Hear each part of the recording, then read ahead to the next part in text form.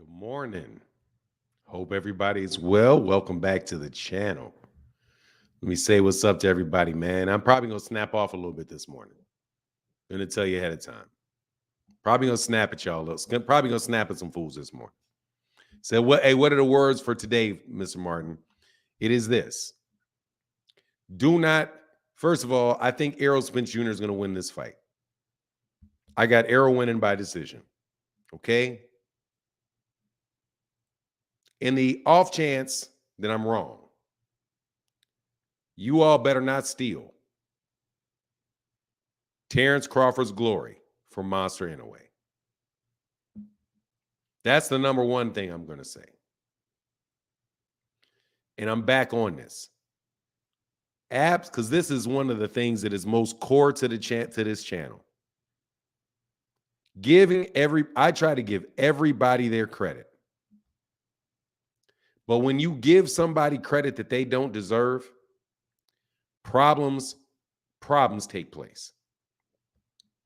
And I, for the life of me, do not understand how boxing fans cannot see how orchestrated and ridiculous the claim is that because Inoue knocked out Stephen Fulton Jr., that means that Errol Spence and Terrence Crawford are fighting for number 2 pound for pound. I have never heard any of y'all ever say that Steve Fulton Jr. was some superstar, hardcore, difficult to beat fighter. Never heard it. Never heard it. Never heard it. When did Steve Fulton Jr. miraculously become this amazing superstar? Nobody could have foreseen this fight being won by Inoue. How? From a skill level, he did not set himself apart. From a skill level, he didn't set himself apart. From an accolade point of view, he did not set himself apart. From Terrence Crawford, if Terrence Crawford wins that fight. And that is if any argument that you give falls on its face if Terrence wins that fight. Without a doubt. And I openly challenge anybody that says otherwise to click the link.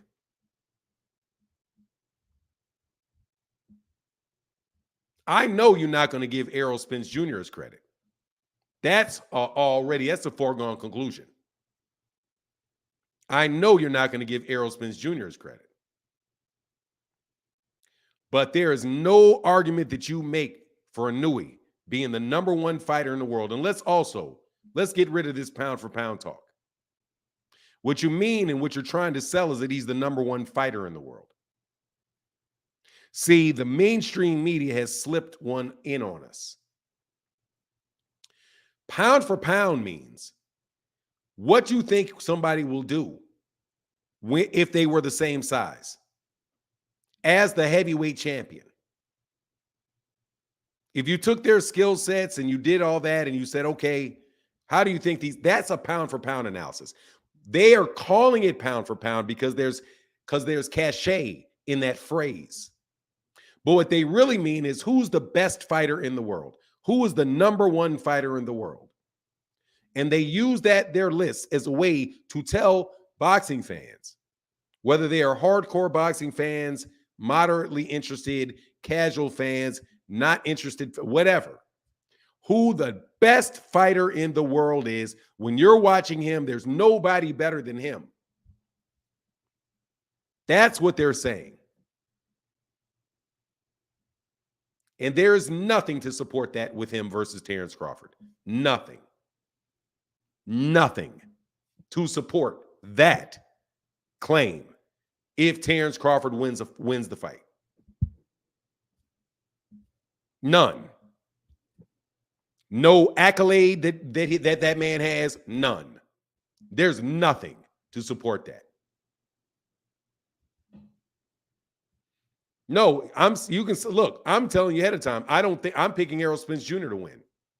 And I'll get into that more reasons why I believe that. But I'm just telling you right now, bro. Hey, Daniel Galmore said, good morning, bro. Fulton is in the 5th lowest KO percentage. I'm just telling you, there's no way. There's no way for Errol either. There's really no way for Errol either. But I'm just like, there's no way. The only argument against Errol would be that's his first weight class. That's it. That's it. Other than that, no way. Absolutely no way. And there was a YouTube channel. It doesn't have many subscribers. I don't usually point that out about people. Of champions. Thank you, Daniel Gallimore. I usually don't point that out of people on YouTube channel. I'm not going to say their name. But Ring Magazine agreed with him. ESPN agrees with him.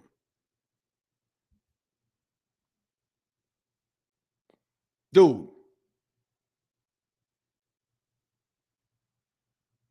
To add insult to injuries, they're saying there's a big gap. I mean, that is just absolutely, you guys are so bad for boxing. You media people, Dougie Fisher, you're terrible. You are absolutely terrible. You have been terrible from the day that you were out there talking. You and Steve Kim were out there saying that Floyd Mayweather Jr. was not anywhere near, was not as good as Diego Corrales. When you were dumping on Floyd Mayweather Jr. for Diego Corrales. That's what you said about Diego Corrales. And when Diego Corrales got smoked by Floyd Mayweather Jr., you turned around and made a bunch of excuses about why it happened.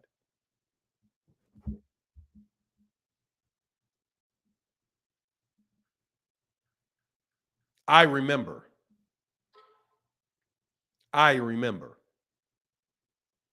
You just remember how bad they talked about Roy Jones Jr. when Roy Jones Jr. was without a doubt the best fighter in the world. They tore at that man. They tore at that man's opponents. They said he wasn't fighting anybody. We don't even want to see these fights. That's what you did. That's what you did to Roy. You did to Floyd. You downplayed that man all the way through from 130 to 135 to 140 to 147 to 154. You built up his opponent. You built up his opponent, Max Kellerman. A guy in Manny Pacquiao that just fought the same guys that he did. And you literally saw Floyd Mayweather Jr. beat that dude dang near every round. And Max Kellerman still said that Manny Pacquiao is the #1 fighter of the century. Even though he got smoked by Floyd Mayweather Jr. You still said it. You all are what is wrong with boxing. You are worse than the promoters that pay you. You are worse than the promoters that pay you. Either pay you by access or they pay you straight out with your paychecks, Dougie Fisher and Steve Kim. Pay you straight up and down they literally sign your paychecks.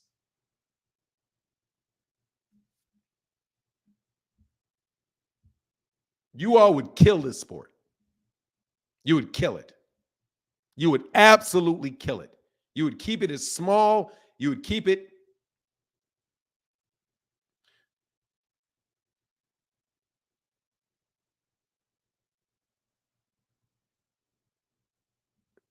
Who cares? Who the hell cares who says my name? Why do you care? I don't care. Matter of fact, let me throw you out of here.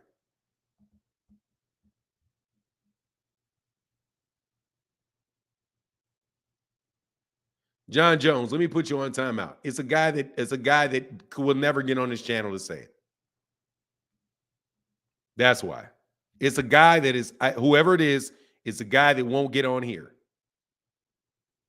and talk to me.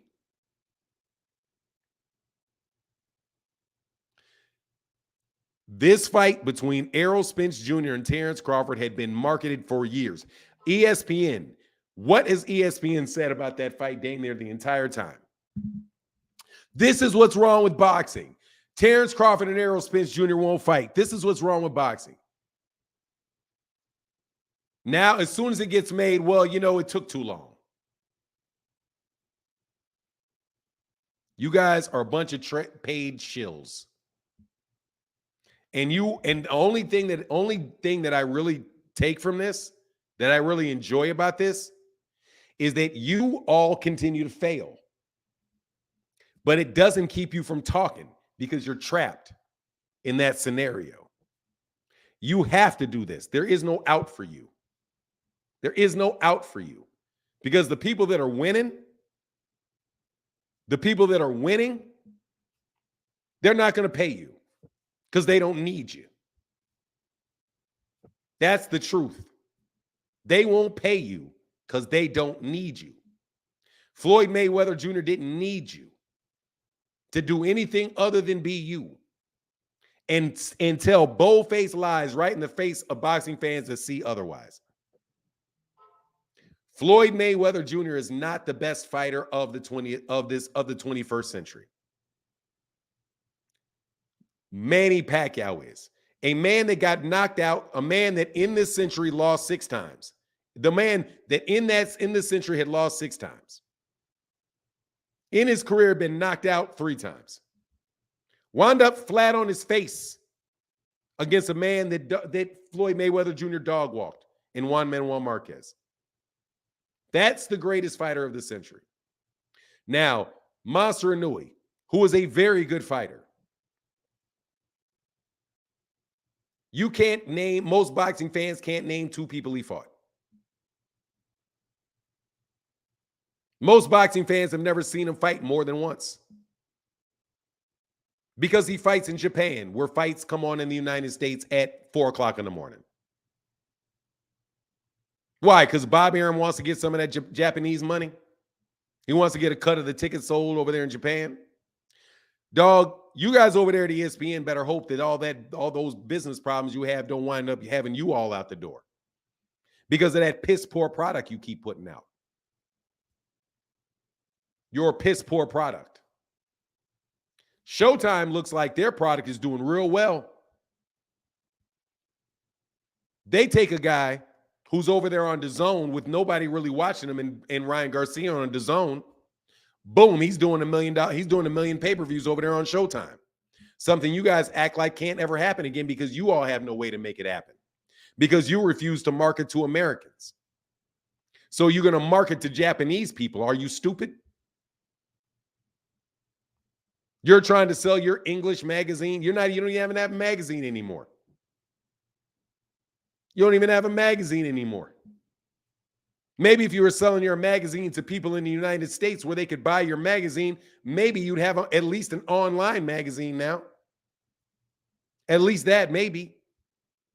Maybe if you looked out your door and you saw who are the people around me and what do they want to see, and you started actually talking to the people that actually support the fights instead of people that you want to support the fight.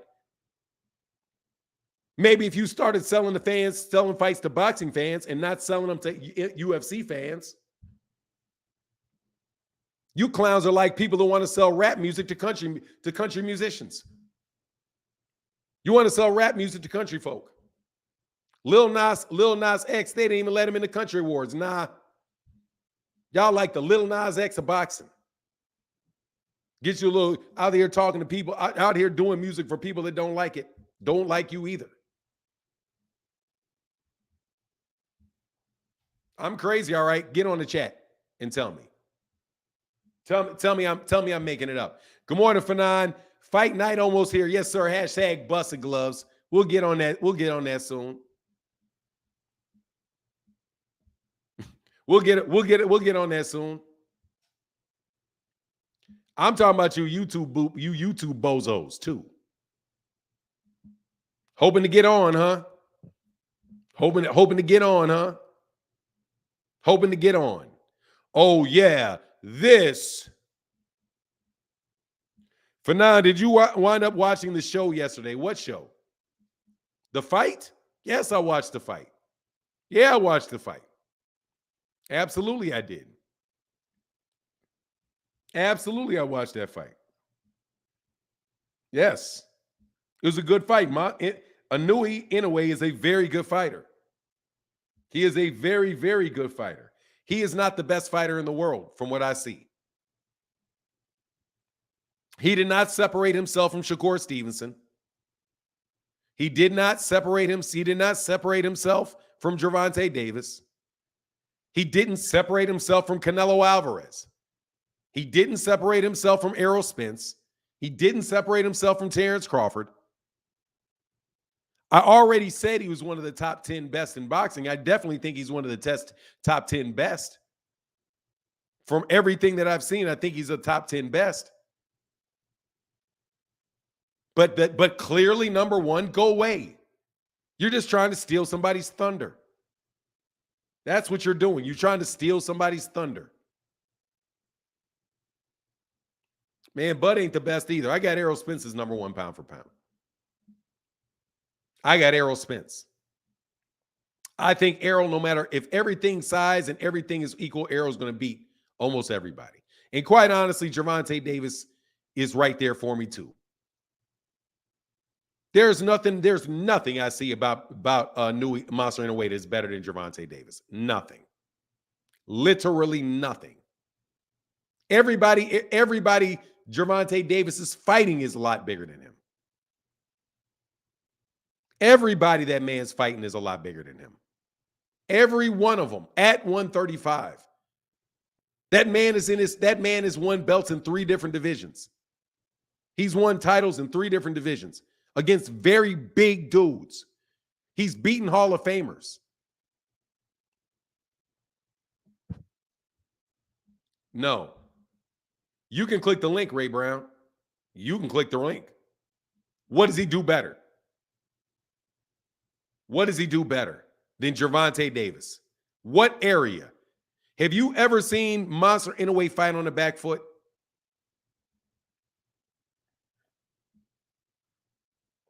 Dude, man, that dude's a fucking fraud. He works for Ring Magazine, bro. No, I didn't go to that. Hell no, bro. I didn't go listen to that clown. Man, that dude works. That dude's a Ring Magazine dude. That dude's a Ring Magazine dude. You guys act like that dude's real. That dude ain't real. That dude ain't nothing different than Dougie Fisher and Steve Kim. That dude is a fraud. Okay? That dude is a paid fraud to tap dance in front of y'all. He got the same talking points as Steve Kim. He got the same talking points as Steve Kim. The light skin, remember what Steve Kim said about light-skinned black people? You guys are always the most militant, and it's the light-skinned blacks are always the most militant.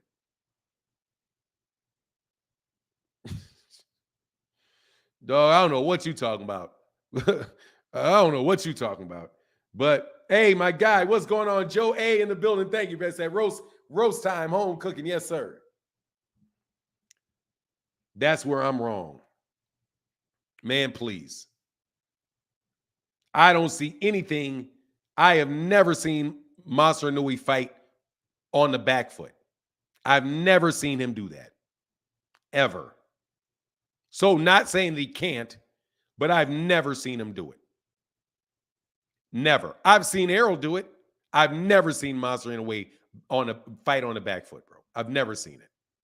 Never seen it.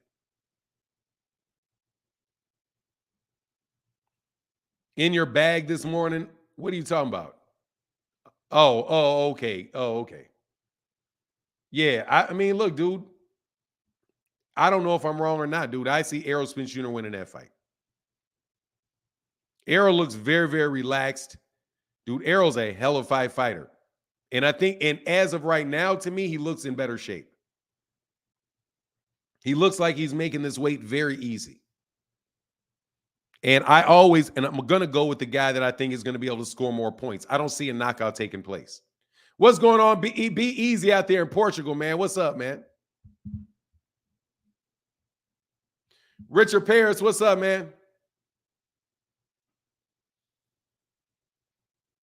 Buckle up in boxing talk. You can hit the link. Yeah, I am. Gervonta's way better. Yeah, I am. Yes, I am. Yes, I am. I'm telling you flat out, Gervonta Davis is a better fighter than Inoue is.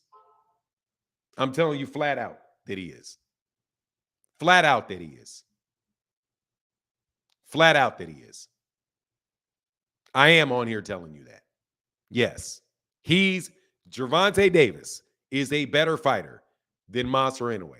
Yes, I'm telling you that. Absolutely, positively telling you that. He has every single solitary thing Monster Inoue has and much more. Without a doubt.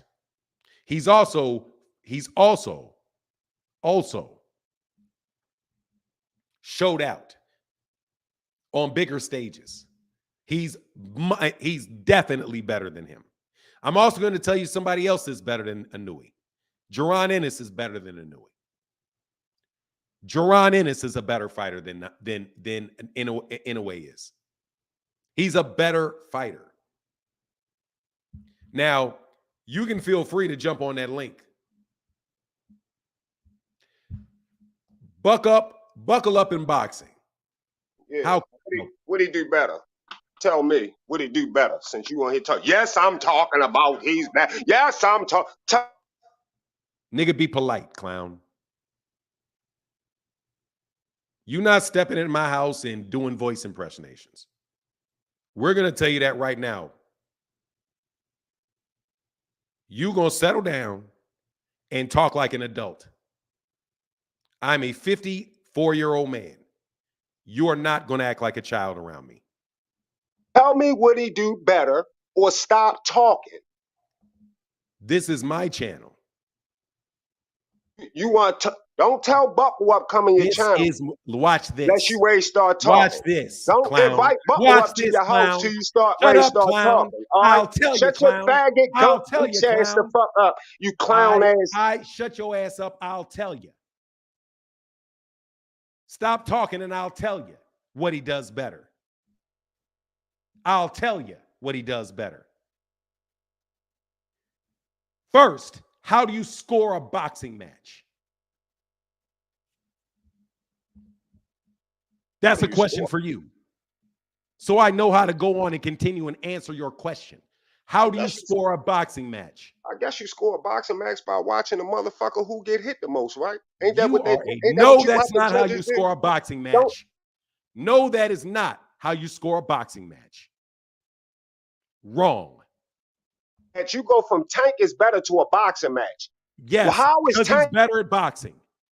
Yes, because he's better at boxing. I said he's a better boxer. So in order to know who the better boxer is, you have to know how to score a boxing match. Do you know how to score a boxing match? So I know whether I'm talking to somebody that I should take seriously or whether I'm talking to somebody that just wants to do voice impressions and try to be cute. How do you score a boxing match? Talking about don't even make sense. How do you score a boxing match? You tell me how you score a boxing match. You tell me. Do you know the answer or not? I just told you the answer. What's the answer? When you see a motherfucker hit somebody, you count that. That's a score. If you get hit in your body, if you get hit in your chin, when you touch somebody, that's a score. Now, how do you score a boxing match? That's not how you score a boxing match. Well, how do you score it then? Mr. Judge, how you score? What you do? Let me help you. You're from Baltimore too. You from Baltimore? Shit. You from Baltimore? No shit. Shut your dumb ass up. You out here from Baltimore shitting on Tank. But let me tell you how you score a boxing match, idiot. I'm sorry for calling you one, but you are ignorant of how you don't know much about boxing.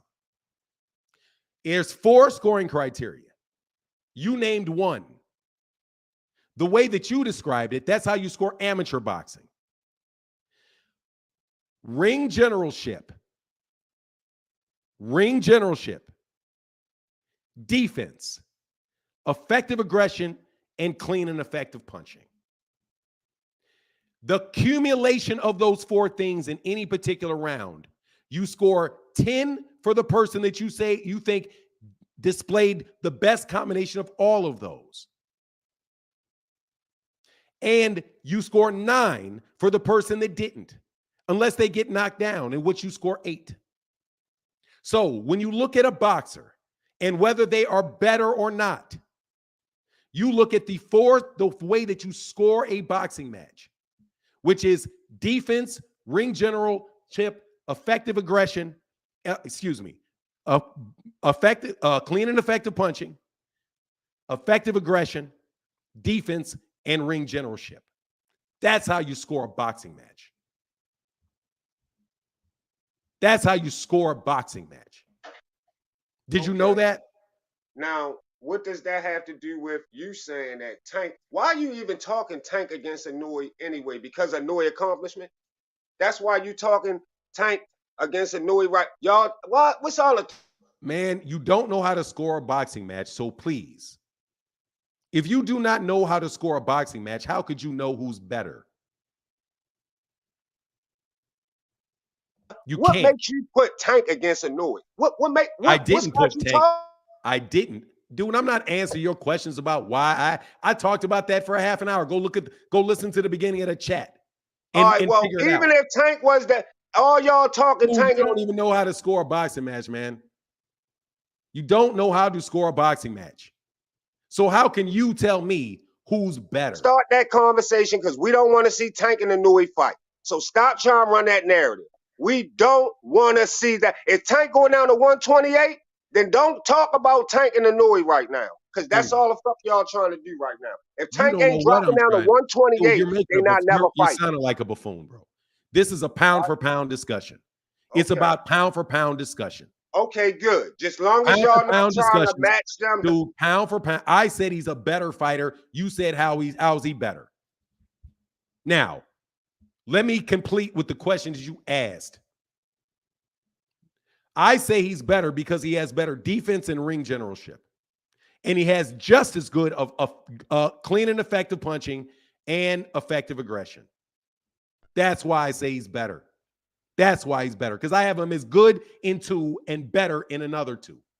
He has better defense. He has better ring generalship. He has just as good effective aggression and just as good clean and effective punching.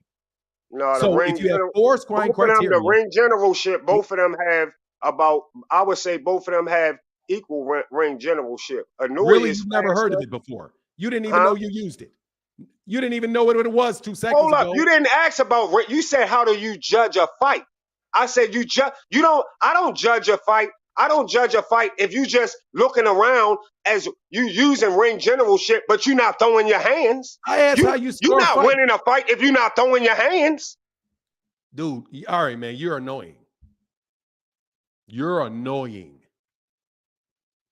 You 2 seconds ago, you did not know how you scored a fight. Now you say he's got just as good a ring generalship. What is ring generalship? He has just as good ring generalship as. What is ring generalship? Meaning he controls the ring. He controls what's going on in front of him. He cuts the ring off good, and he knows what's going on. He moves in certain ways, and without the opponent realizing what the fuck he doing. That's ring generalship. Okay, so you say he has just as good ring generalship. Exactly. He has better defense. If not better. He has better defense, man. Stop yelling at me, bro. Stop yelling at me. So he has better defense too? Or he has as good a defense or better defense? No, I wouldn't say he got better defense. I don't know, but he moved his head. Add it up. So but he moved his head. No, so let's add it up. So does he have better or the same defense? Better or the same defense? I can't really say. Okay. Better or the same ring generalship? Better or the same ring generalship? About the same. About the same. Okay. Better or clean and effective punching? Better or the same clean and effective punching? I say the same. Better, the same, effective aggression.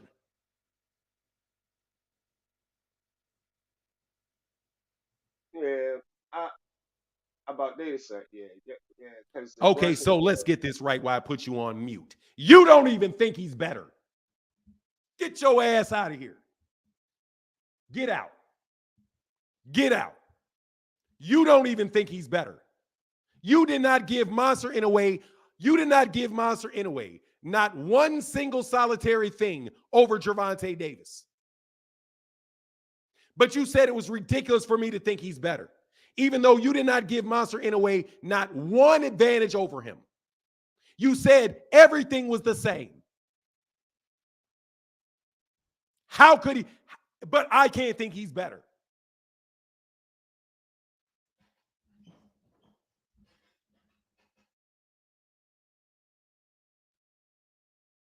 Do not block him. But you are most definitely not talking to me no more. So let me get this straight. You think that his defense is the same. First of all, that's ridiculous, but you think it is. His ring generalship is the same. That's ridiculous, but you think it is. His clean and effective punching is the same, and his effective aggression is the same. However, how in the world could I think Gervonta Davis is better than him when you don't think Monster Inoue is better than Gervonta? When you look at how you score a fight.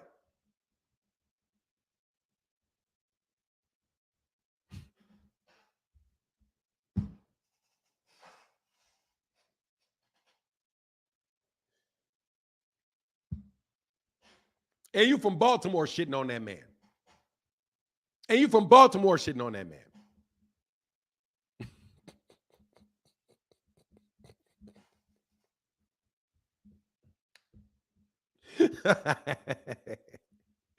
Hey, man, for real.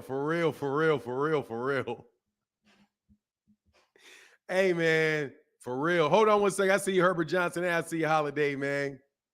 Hey, man. Hey, come back some other time, bro. Hey, Joe A says, slow roast, please. Bro.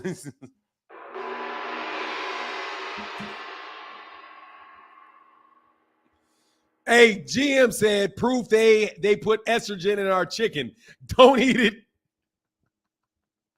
Dog, my God. What's going on, Herbert Johnson? Yo, what's up, Fanon? Can you hear me? Yeah, I can hear you, man. What's up? Man, I'm chilling, bro. I had a question, man. I ain't calling to debate you about that. I agree with your point of view, but why is everybody so upset, man? That's like the fourth person I done heard get upset about, just discussing where Inoue belongs in the pound for pound. Like I don't get it. Like that man got up there and just started cussing. Like I just cut on the show today. I'm at work, as you can see. And first thing this morning, I heard people cussing it out. Oh, Tank ain't nowhere better than him. And it's just ridiculous. Am I missing something? Oh, no, you're not missing anything, man. They still got they still got their energy flowing from Inoue winning that fight. And these contrary people that if you were at a barbershop with them, they like to argue with everybody in the place, even if you know full damn well they're wrong. They still gonna argue. That's what that's what that dude is. That dude just generally disagreeable, I guarantee you. Because he running around Baltimore. That dude running around, but because he's from Baltimore. Like, yeah, I'm from Baltimore. I'm like, yeah. You said you can hear it. Yeah. So clearly you running around Baltimore with everybody telling you Tank's the best. You've been hating on Tank since he's a kid. and the man, and now you want some dude you seen fight maybe one time in your life, because ain't no way in the world you getting up at 4 o'clock in the morning to watch him fight. Go ahead, man. I'm sorry taking your time. No, you rolling, but it's crazy because you're absolutely right. Like, soon as he clicked, you let him on. He just cussing and yelling. I'm like, yo, I had to cut the radio down. Like, I literally had it playing through my speaker through the shop, and everybody kind of stopped and looked at me like, what the hell are you listening to? But I ain't want nothing. I just want to stop through and say what's up. It's been a while. Thanks, bro. Appreciate you, yo, man. How How John Boy doing, man? You talk to him? Now, I haven't texted him. He's come by a couple times, man. I'm gonna shout him out today. I think he's doing okay. I think he's doing okay, man. He'll probably be back after Terrence Crawford and Errol Spence fight. But all right, cool, man. Look, I'm gonna jump. Things going on, man. Nah, yeah, I feel it's life, man. We all do. I had to take a break myself, but I'm gonna jump back in the chat.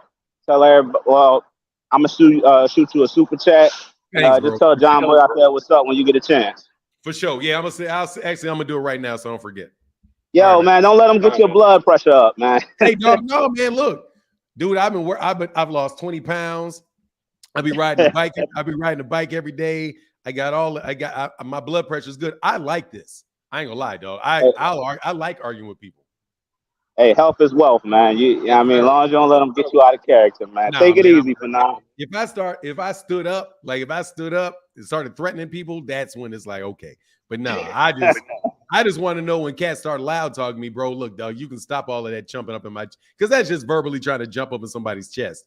So, if you don't cuss at me, you don't jump at me, I ain't gonna jump at you. But if you jump at me, most definitely I'm jumping at you too. That's just how I am. That's just being honest. Yeah. But he didn't even know how to score boxing, like all the little intricate details that Gervonta displays when he out there. Like you said, the ring generalship, effective aggression, like he turns people when they pressure him, he sets them up with clean counters, all the type of little things that he do. And one thing that I don't hear people say, Tank's always the smaller guy in the ring. He's always the smaller guy. He the same size as Inoue. Exactly. Like, so, when a lot of, and I'm not going to say his name, but when a lot of people talk about, the guy that had all them belts at 135. Yeah, he who must not duck. Yeah. Yeah, he's usually the bigger guy in the ring. And I'm like, that counts for something. Being physical when you're in the inside, that counts for something. And Tank is usually the smaller guy. And that's why I don't give him too much on his resume. Even though he got some good wins, I don't excuse me, it's a lot of noise out here. But I don't give him slack. He does have a good resume. And plus he's always the smaller guy. He's always overcoming, 2-3 inch arm wrench deficit. So it's like you gotta get a man credit. And talking pound for pound, it's like, why can't you compare these guys? That's the point of being on the list. What did you do in your weight class in your fights? So, I don't see nothing wrong with the conversation. So for him to come on that excited, no disrespect to that man, but it just seemed like it was something personal. Like, that's just me looking at it. It was strictly personal. He got mad because I challenged him because he was in the comment section. He said something crazy. I was like, man, you can click the link and explain that. And, he got brave, but fact of the matter is, bro. that was funny, though, man. That was hilarious. If you look at the 4 scoring criteria of boxing, because when people talk about pound for pound, they're always thinking, well, who do I think is going to, like, who do I think did more? But dude, you can't compare people's accomplishments in different weight classes because that person's not in that weight class. So you can't say, right. For me, it doesn't make sense for me to say, oh, well, look what he did look what he did at this weight, look what he did in this weight class. Dude, first of all, Monster Inoue, the difference, there's only a few pounds in between those little weight classes. But you also don't know who the hell's in those weight classes. So if you had you had 4 weight classes in between lightweight and middleweight, you know what I'm saying? A lightweight may have had 4, and then you got 4 sanctioning bodies. And here's the secret about those smaller weight classes. And I'm telling you, I've done the research on this. There's not a lot of fighters in them. There's just not a lot of fighters in them. Listen, Nonito Donaire is fighting it. I think he's fighting at 118 this fight. I think he's at 118 this fight. Monster, you know where he had to go to train? Where? To the Philippines. Because there's no sparring partners in the United States for him. See? You cannot find sparring partners in the United States to fight at 118, 115. You can't even find it. Because how many people do you see every day? Grown men do you see every day that are going to walk 120 pounds? Yeah, nah. Under 130, and this is just my humble opinion, under 130, I kind of take it with a grain of salt, unless they doing something extraordinary and they still trying to climb up. But under 130, you don't have too many grown men that are that small. Like, Nobody. I mean, it's not. You could tell by the names. Like, I'm fairly new when it comes to boxing over the last 2 or 3 years, but I've done some studying up on it, and like you said, it's no real names under 130. It kind of stops right there. I would say, like, right, I would say, for me, I would stay right at featherweight at 126, because at 126, you're talking about guys that may walk around at 140. There are people walking around at 140, right? They're just little guys. There's little guys, but anybody that can make 105, jump on a scale at 105 pounds, nah. Like any grown man that can, you're going to be somewhere in the world where that is a regional belt. Those 105, all that 115 and below, those are regional belts. 118, you're starting to get a few more people that can do it, but not in the United States. That's why there's, I mean, how many? You got some in Mexico, you get some in Japan, you got some in Japan, but that's all that really is. That's not the same thing as you fighting at 147. At 147, every country in the world got all kind of people fighting that are 5'7". That's an average size human being. You know, at heavyweight, you know what I mean? That's bigger than that, right? But at those weight classes, like between 135 and 160, fully in shape, those are relatively normal sized human beings. Before that, though, you talking about a guy that's got a pool, and I mean this, man. If you ever have time, and I challenge anybody to do this, if you have enough time, go to BoxRec and go to and look at all of the fighters, as they'll list all of the fighters by weight class. And you go to 100 and you go to 112 pounds and just start clicking those tabs, page 1, page 2, page 3, page 4. Click. By the time you get to page 3, you're at 0-1, 0-1, 0-1, 0-1, 0-1, 1-0, 1-0. You go page and pages and pages after about page 3 or 4, right? Where you have guys that fought at one point in time but never fought again. But if you go to welterweight, oh, dude, you're going to be pages and pages and pages and pages of guys that got 20 fights, 30, 20, 15, 10, 15, 20 fights. And you're going to do that all the way to page 11, page 12. Now, I'm not giving you the specific pages because I haven't done it in a while. It just tells you those weight classes that's why they used to call them the Japanese weight classes. He's a king of the Japanese weight class. All right, bro. Appreciate you, man. Take it easy, man. You as well, bro. All right, Get back. All right. Get back. Holiday in the building. What's going on, Holiday?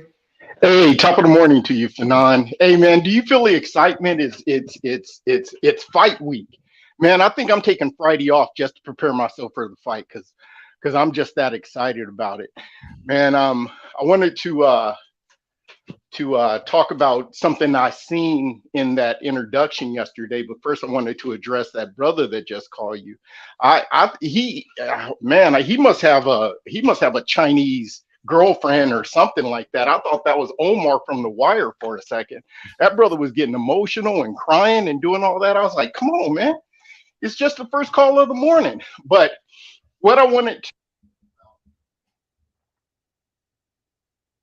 You dipped out, man. Can't hear you. Go back up because you last couple things you said. Oh, I'm sorry. Oh, you didn't hear last? I didn't hear the last couple things you said. Your phone went out. Okay, my bad. Hey, did you notice that Bud had on a hoodie yesterday? And yes, I did. And I thought that was a little unusual. And Errol Spence came with just a t-shirt. Do you think he's still trying to cut weight? Now, I'm getting dressed for work, so I'll take your answer off the air. But I thought that was a little unusual. So I want to know if anybody else thought the same thing. Hey, have a wonderful day, brothers. It's fight week. Hey, man, everybody have a good Wednesday. You as well. Hey, my audio is going to sound bad for a second because I have to do something.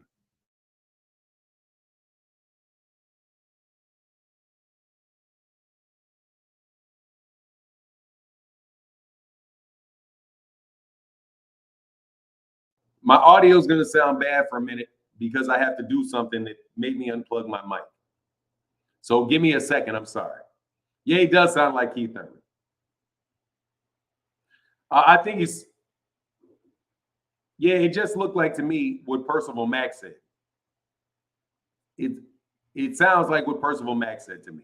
I don't know if he's having a hard time making weight, but it seems like he's going through it more than Errol is. Let me read a couple of these super chats, bro. Hold on, I don't think anybody's behind me though. Hold on 1 second. Oh, nobody, I can see. Yeah, I'm excited for the fight. Number one, I'm very excited for the fight, but I'm trying not to talk about the fight because I'm trying to like not get. It is nerve wracking, bro, because it's the day of it's the week of the fight. It is a bit nerve wracking. So I'm like, let's talk about some other things other than this fight. I'm doing the videos talking about it.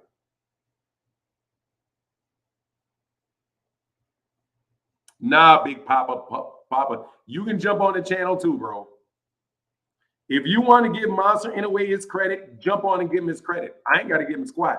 I gave him his credit. Give me 1 second, though. I got to wait for this. I'm waiting for something to finish, and then you'll be able to hear me more clearly. Just give me a couple more seconds. Because I got to do something because, you know, got work. Got to do this white, man. Got to do this white.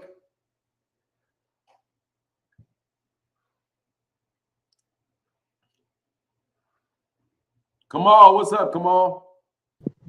Hey, what up, Fanon? I don't know if you saw that video I sent you from Fight Hub where Bernie the Boxer continuing this theme that Team Crawford has of Errol being constructed and manufactured, this ridiculousness, this disrespect for him. And they're the victim. Everyone screwed them over. They never made any mistakes. They're saying now that Bob Arum screwed them over. Bob disrespected them. Well, then why did you re-sign with Top Rank when everybody and their mom was telling you to come to PBC? Deontay Wilder told you to your face. You should have been at PBC years ago.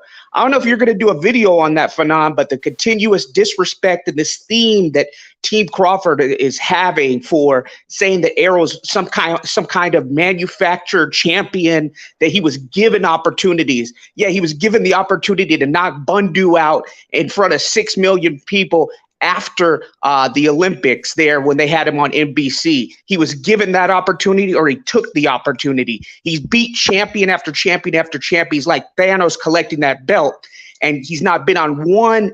He's not been nominated for any ESPYs, any ESPN Fighter for Fighter, corporate media, and the Politburo, the Boxing Writers of Association of America, which is very anti-Heyman, haven't said anything really good about Errol Spence. So how is he manufactured when you've been fighting? What is it? Who's that guy in Dongo from the Lions King Choir? Nash waya, somebody beat you, who? How, when you're fighting nondescript opposition, nothing but showcase opponents, and you're getting nominated for ESPYs, you've done none of the heavy lifting. Hold on, man. Man, if you do not, God, dog, that man pulled out the Simba song. Go ahead, man. I had to collect myself off that one. I knew that work beats something.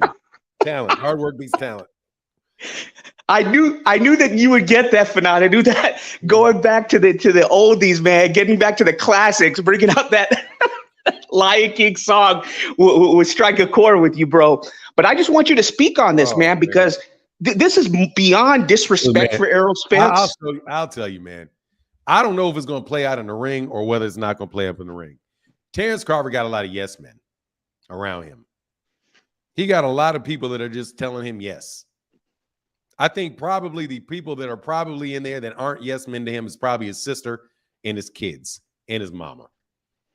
The way that they talk, I think he's got a lot of yes men around him, and I think he doesn't like anybody that tells him anything that he doesn't want to hear. That is much more like that. Looks like that's the case from what I can see. By the way, Ari Love I hope you out there, Ari. What's going on, Coach Ari? Go ahead, brother. I'm sorry though. That's my just outside looking in. I think he got a lot of yes men around him. Yeah, you're 100% right, Fanon. It's the yes man. And he has no, like, when you hear the guy speak and his team speak, there's no logic, there's no common sense. Like, you're like, oh, Errol, he got credit for beating Lamont Peterson, but I faced Gary John and nobody's giving me credit, and he fought Lamont Peterson. Well, fool, Gary John lost to Lamont Peterson. So I'm supposed to give you credit for beating Gary John, who Lamont Peterson washed 10 years ago? It's just Lamont there's Peterson no Lamont Peterson also beat David Ivanishin, I'm pretty sure. I think.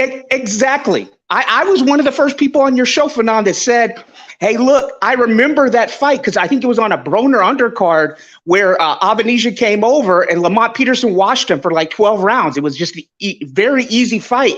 You're fighting your leftovers with green beans had knocked out Ivanishin years ago, Avocado, whatever his name is, years ago, and you're wanting me to say, oh, he was a top 10 fighter of the division. He was not a top 10 fighter, man. I could name several fighters that at welterweight that would beat Avocado, starting with Roman Villa, Jamal, even someone like Jamal James would beat him. Butayev, who what's his name beat recently? Stanionis.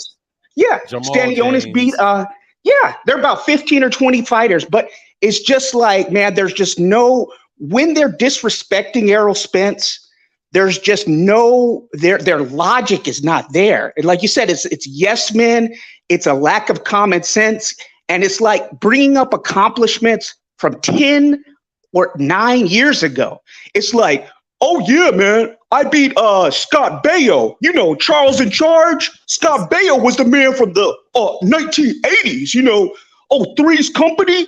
Yeah, man, I'm dating Suzanne Summers. Well, Suzanne Summers is 60 years old. Yeah, back then she was 60.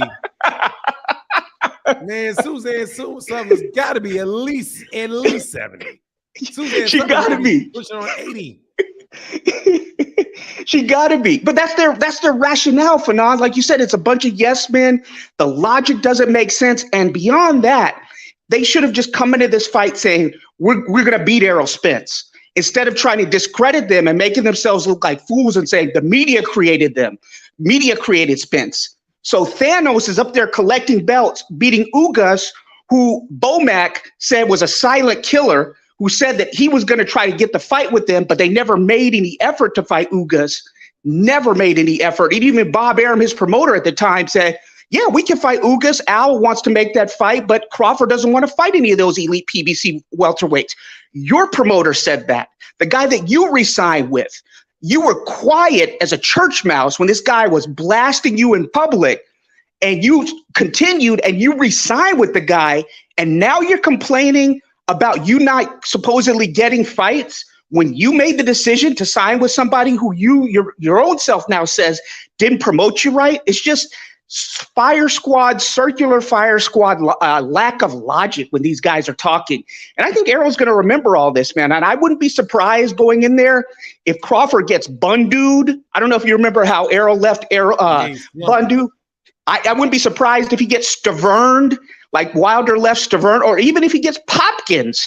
I don't know if you remember when Joe Smith Jr., Bernard Hopkins was talking all that to Joe Smith Jr., and Joe Smith Jr. knocked him through the ropes. And Hopkins was like, no, he pushed me, dog. And then they watched the replay. Clearly, Joe Smith Jr. Hopkins him out of the ring. So don't be surprised if this fight, man, people are maybe giving Crawford too much credit here. Don't be surprised if this is not as close as we've said. These guys are just, I've never seen someone so delusional, someone so divorced from reality, and then to try to discredit your opponent. You're up there, Bomac is up there in all whites, looking like a bloated marshmallow, talking about, oh, Errol Spence is a media creation. He's nothing, this and that. Come on, man, give your guy credit. PBC is promoting you. They're being fair, their commentary to you, and you're disrespecting Al Haymon, you're disrespecting the PBC. Man, this Judgment Day is almost upon us. You see Crawford is looking like that guy. You've seen that movie Get Out, where that guy was captured and his face was like all monotone. That's how Crawford's looking. Like his face is all like scared. I haven't seen this guy look like this in the promotion. He tried to pump fake and go up there against Derek James. DJ didn't play that. I want you to get on that, Fanon. Get those videos about how these guys are disrespecting Errol Spence Jr., man. Get on that. All right, with that, I'm out. Deuces. All right, bro. Hold on 1 second, man. Hold on 1 second.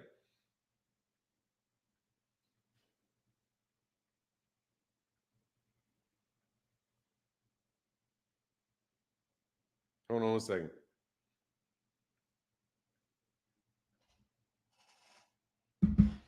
All right. Sorry. Yeah, I said what's up to John Boy. Hey, I see you. Hard work beats talent. And the boxing beehive, man. I see you, the boxing hive. Give me 1 second, man. Let me get these super chats. Because let me get the sponsors for the channels. First, thank you to everybody that's sponsored in the Cash App so far. Appreciate you guys more than you know. My guy, Mr. Squirrelwell said, them belts are gold to Devin. My guys, Mr. Squirrelwell, much love, bro. I got to say something about Devin Haney in a minute, though. All right, I'm going to give you a Devin Haney speech today. It's going to happen, okay? Because I want you guys to understand something, bro, about this Devin Haney stuff. My guy, Incel, said EJ will get his credit if he win. No, he won't. He going to get his credit because his credit is called a big-ass check, Incel. So, yeah, Errol Spence will get his credit because it's called a big-ass check for sure. And gone. Thank you, brother. Said anybody knows Inoue, or nobody knows Inoue or Fulton to be real. Yeah, that's why they have to market it like this. 100% gone. Thank you, brother. Let me hit them gones for all of y'all too. Thank you. My guy. Gone again. Say casuals make big fights, not you hardcore. Casuals make the big fights, not you hardcore MFs. That is true. No, hardcore. I think hardcore gone. I think hardcore fans do make it. Because, dude, there's a million hardcore boxing fans. I don't know, maybe not. Dude, that's the one thing that I would love to know. I'm gonna actually call in a favor that I got to Leonard Ellerby and ask this question, dude. What are the real numbers? How many hardcore fans are there? Can you explain it to me so I understand? But casuals make the big fights, not you hardcore mother. You got that. All right, cool. Thank you, brother. Mr. Pragmatic in the building said, I love when you open up with a monologue. Thank you, bro. Appreciate you. Thank you, man. Yeah, I'm sorry. I'm so far behind, man. That was like 45 minutes ago, Mr. Pragmatic. And then my guy, man, what's going on? Be easy. Said $1 holla checking in. Be easy in the building. Thank you, brother, for that support, man. Thank you. And then I got you. Hold on 1 second, man. I got to come because I got to get these super chats out the way. Not out the way. They're super important. And if y'all want to talk, this is the best way to do it is through the super chat and the Cash App. For picking these haters apart. Thank you, Gaddix the Great. Howie T says, hey, I'm from Baltimore. We love to hate on each other. Yeah, that's just black people in general, man. There's always contrary persons. He's a boxing fan. Hey, to the guy that I blew out, dog, you're just a rookie at this. Okay? You're just a rookie at this. Don't get offended, bro. You're not going to jump up on here and get any, trust me. I'm in my groove now, too. So it's like easy. Most people just, I'm telling you, dog, I know my boxing, bro. And I don't say things that I don't think through. And where I got traps, where you can set some trap for me. Because I don't trust people. Abraham Banks out here like king. I thought you didn't watch smaller weight classes. Ha ha ha. That's what you get for thinking. Didn't nobody, Abraham Banks, there's a link in the chat for you. Nobody asked you to think. Fanon will never give a foreign fighter their credit. Really? I've given Guillermo Rigondeaux his credit. I gave Lennox Lewis his credit. Let me see, who else are foreign fighters who I've given a lot of credit to. I have Monster Inoue is in my top 10 pound for pound. I got Beterbiev in my top 10 pound for pound. I've got Bivol in my top 10 pound for pound.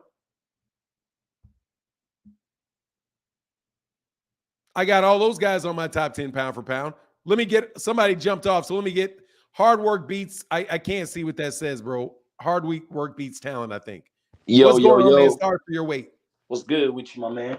Man, I'm good. I can't complain about a thing, brother. How can I help you, man? Nah, nothing. I just wanted to say, man, I don't know. Well, first off, I'm from Spartanburg, South Carolina, and I told like everybody at my job to watch this fight, and I'ma just say this, man. He shot the.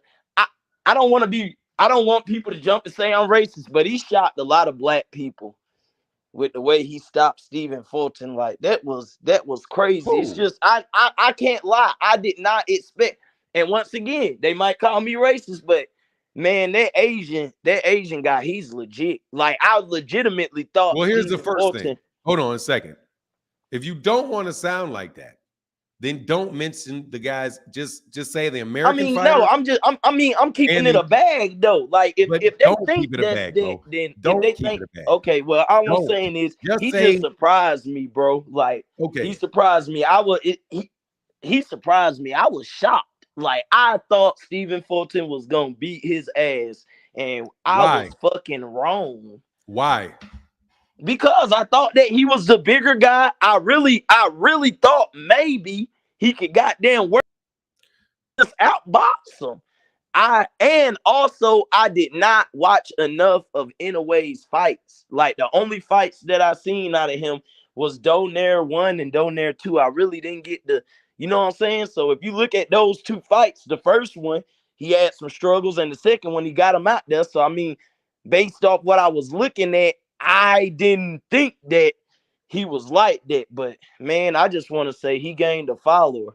Like I trashed him, and I'm being real. I'm getting on here. I trashed him on a lot of different channels, and I said he wasn't gonna do shit, and he proved me wrong. So I'm just going through all my channels and damn letting the guys know who were telling me Inoue was like that. Y'all was right. He is like that.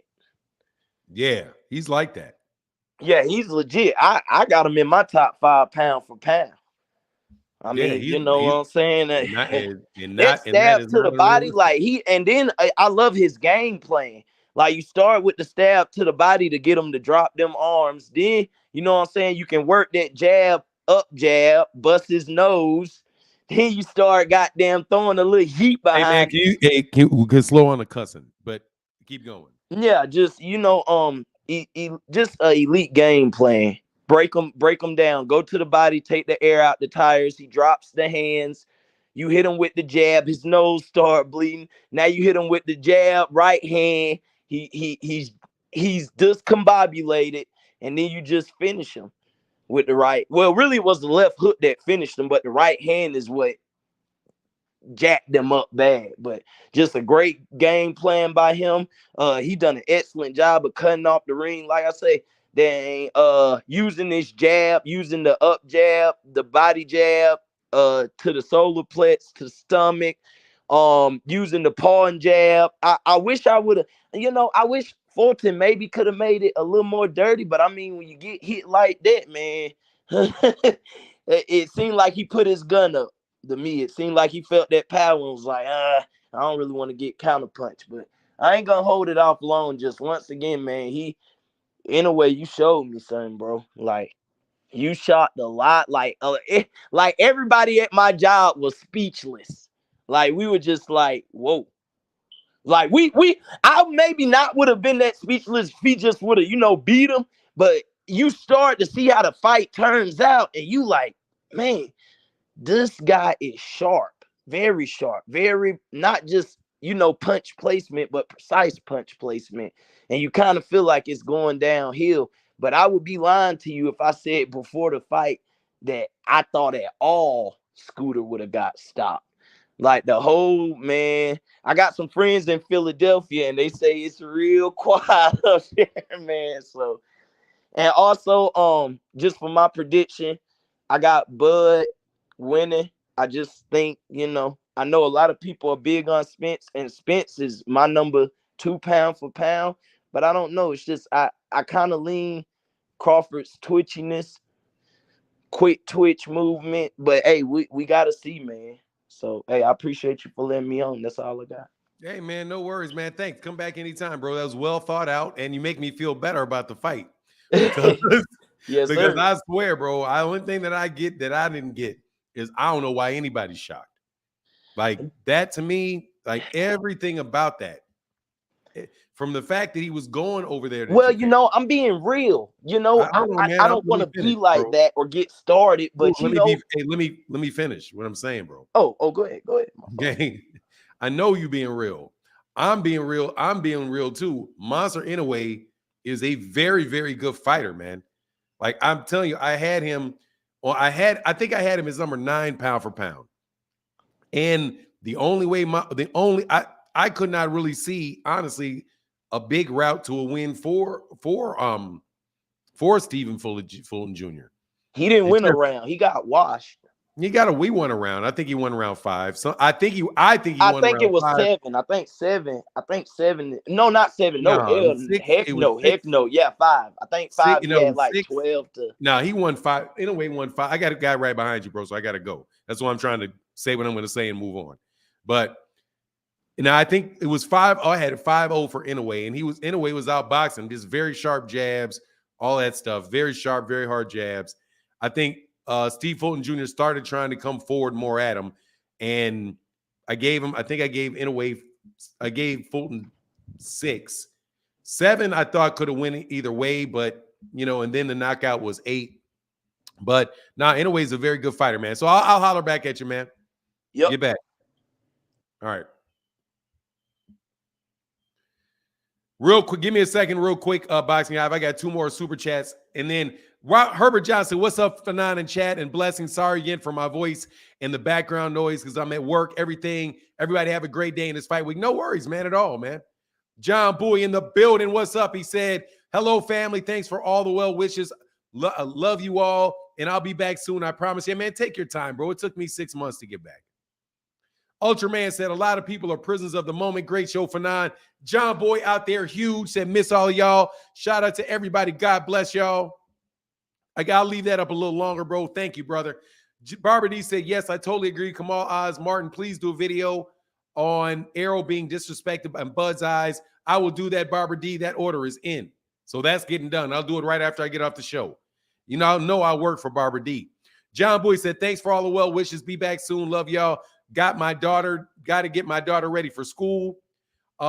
Matthew Thomas says, there's going to be more casual fans in the sport. And my guy, Daniel Galmore, said, John Boy in the building, y'all. Shout out to the brother. I just want to make sure I got those, and I'm going to go over them again after I get off this, okay? I'm not going to rush through it like that. I just want to make sure I got everybody because thank you guys. There is no chat without you guys that support, bro. Okay, so I'm going to go back to this agent. I'm going to fry this dude in a second, though, and tell you that you can get on this live stream and say that. What's going on in the Boxing Hive? TBH. Yep. Is that what is TBH? It's just the Boxing Hive. It's just the okay. To be honest. Okay. Yeah, you can use that too. Yo, for now, peace. I just want to say this, like, I want to say, like, because this has been going on for a couple years as far as Bud and Spence with the back and forth. And I have people that, like, I have, friends, they Bud fans, some friends are Spence fans. I feel like ever since that contract was signed, T-Mobile Arena was booked, the closer and closer we get to this fight, I'm noticing from Bud's camp and also the Bud fans, I feel like it's a lot of performative things being done. And I'm looking at Spence camp and the majority of Spence fans, and we just saying, like, it looks like Bud fans and his camp, they like really doing all of these semantics to kind of psych themselves out for the fact that they signed a contract that they're gonna regret. And I even look at the grand entrances yesterday, and it's like Spence just has this calm demeanor. Like, he's just gonna put on his hard hat and get to work. The one thing that I feel like I keep hearing from Spence is like, I'm gonna break him down. I'm gonna break him down. He said he's gonna be defecating and urinating blood. You know what I'm saying? I feel like I don't really know if these Bud fans, like, I feel like subconsciously they know what's inevitably gonna happen. Like, Spence does what he does. The only thing that I feel like the difference with this fight and any other Spence fights is that he really wants the fight. Not just because he wants the belts, but because this is personal with his opponent. I feel like all his opponents is just like he goes to work, he gets the belts, he does what he have to do. But this is like more personal. So I'm really worried for Bud fans because like it's gonna be bad. I mean, and it's like, and I'm not even, I don't have to do any of the semantics and no, like we're gonna see this Saturday night. I feel like Spence camp is supremely confident. They know what they're gonna do. The last media workout, and I seen Derrick James, how he was just constantly switching southpaw, orthodox. Like it looks to me that Spence actually locked in, made this personal. He trained specifically for Bud, and I feel like what he's gonna do is the same thing that he's been doing, except that I think he's gonna just turn it up another notch because this is personal. He's been getting disrespected, pound for pound list. You know, he's done all the heavy lifting at this division, and still we at the point where he has to do a coin toss to see who's going to come out first or second. Like it's been nothing but disrespect. And I like the fact that Spence he's not taking the bait. He's been very consistent, very calm, and I think he knows what he's going to do. And like I said, just in conclusion, I'm just noticing like all of these Bud fans, like my friends, like I haven't got any text messages, any calls in like weeks. I had to check up on them because I'm like, all of the semantics and everything leading up, he's ducking, he's like, I've been hearing that, but then when the date was put into place, everybody's kind of like, they I don't know where they at. Like I'm looking in the parking lot, you know, I don't know where they at. For now, I don't, and I'm looking at it like again from Spence side as a Spence fan, and also just seeing his camp, like they just look like it's another day at the office. But it is personal. But it looks like, yo, my prediction with this fight is going to be, and it's very sad because I like Bud as a fighter, but all of that, you know, twitch, fast muscles, it's going to come a point in this fight where Bud is going to have to fight. All of that switching and twitch muscles, all of this stuff that they say that he does, he's going to have to fight. And I don't know if his body's going to be able to withstand. Like we've seen Spence literally, like with Ugas, it was some yellow stuff coming out of his shorts. I don't know what it was, but like he was beating that man to a bloody pulp. I've seen, like, I don't know. So for now, all I'm saying is this in conclusion. I'm noticing the difference between Spence camp, Bud camp, also the fans of each. It's like Bud still with this performative, trying to prove his resume and fighting Iganauskas and you know, Toyota Corolla. Like he's still trying to prove that his resume stands with Spence. And Spence is just like, all right, man, like we gonna see. Like I'm not worried at all. I'm not saying it's gonna be an easy fight, but I'm not worried because I know what Spence is gonna do, and that's just apply major pressure and force that man to fight. And we're gonna see who the real dog is. So that's all I gotta say for now. That's it. All right, man. Thank you, brother. Appreciate you for kicking Peace. him with me. You Peace. take care, brother. All right. Hey, John Boy said, Bud, I miss John Boy, I ain't gonna lie. Getting knocked the fizzer out. Exclamation marks. John Boy said, waiting for the bus is expensive. Hey, bro, no, seriously, thank you so much for your support, bro. Chris Trucker in the building. What's up, man? What's up, man? Can you hear me good for now? Man, I hear you perfectly well, man. Yeah, man. You know, why you got your boys out there in Baltimore selling out on Tank? No, we got people here that don't like Tank. You know, it'd be shocking me because I'm more of a Baltimore sports fan. So I feel like there was a message delivered to you that I was supposed to give you.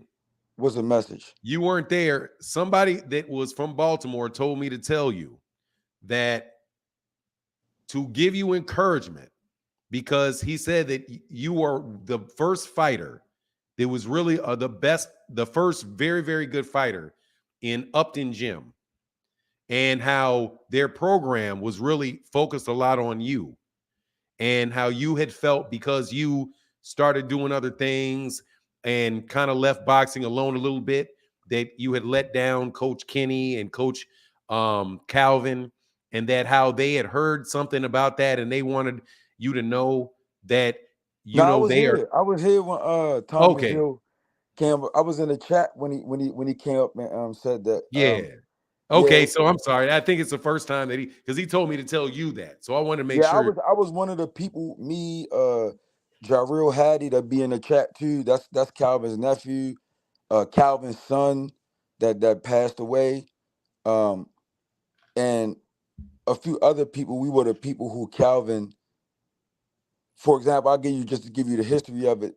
Okay, in Baltimore, you had the Heron Run Recreation Center. That was on the east side. I'm from the east side. So that's where the program started at. So Calvin, when he got out of prison, he was still a chef at like Phillips. So when he got out, they just opened up the gym. Like the bags and everything was brand new, but it wasn't really no kids in the gym. You get what I'm saying? So we used to go up to the rec center to go play basketball.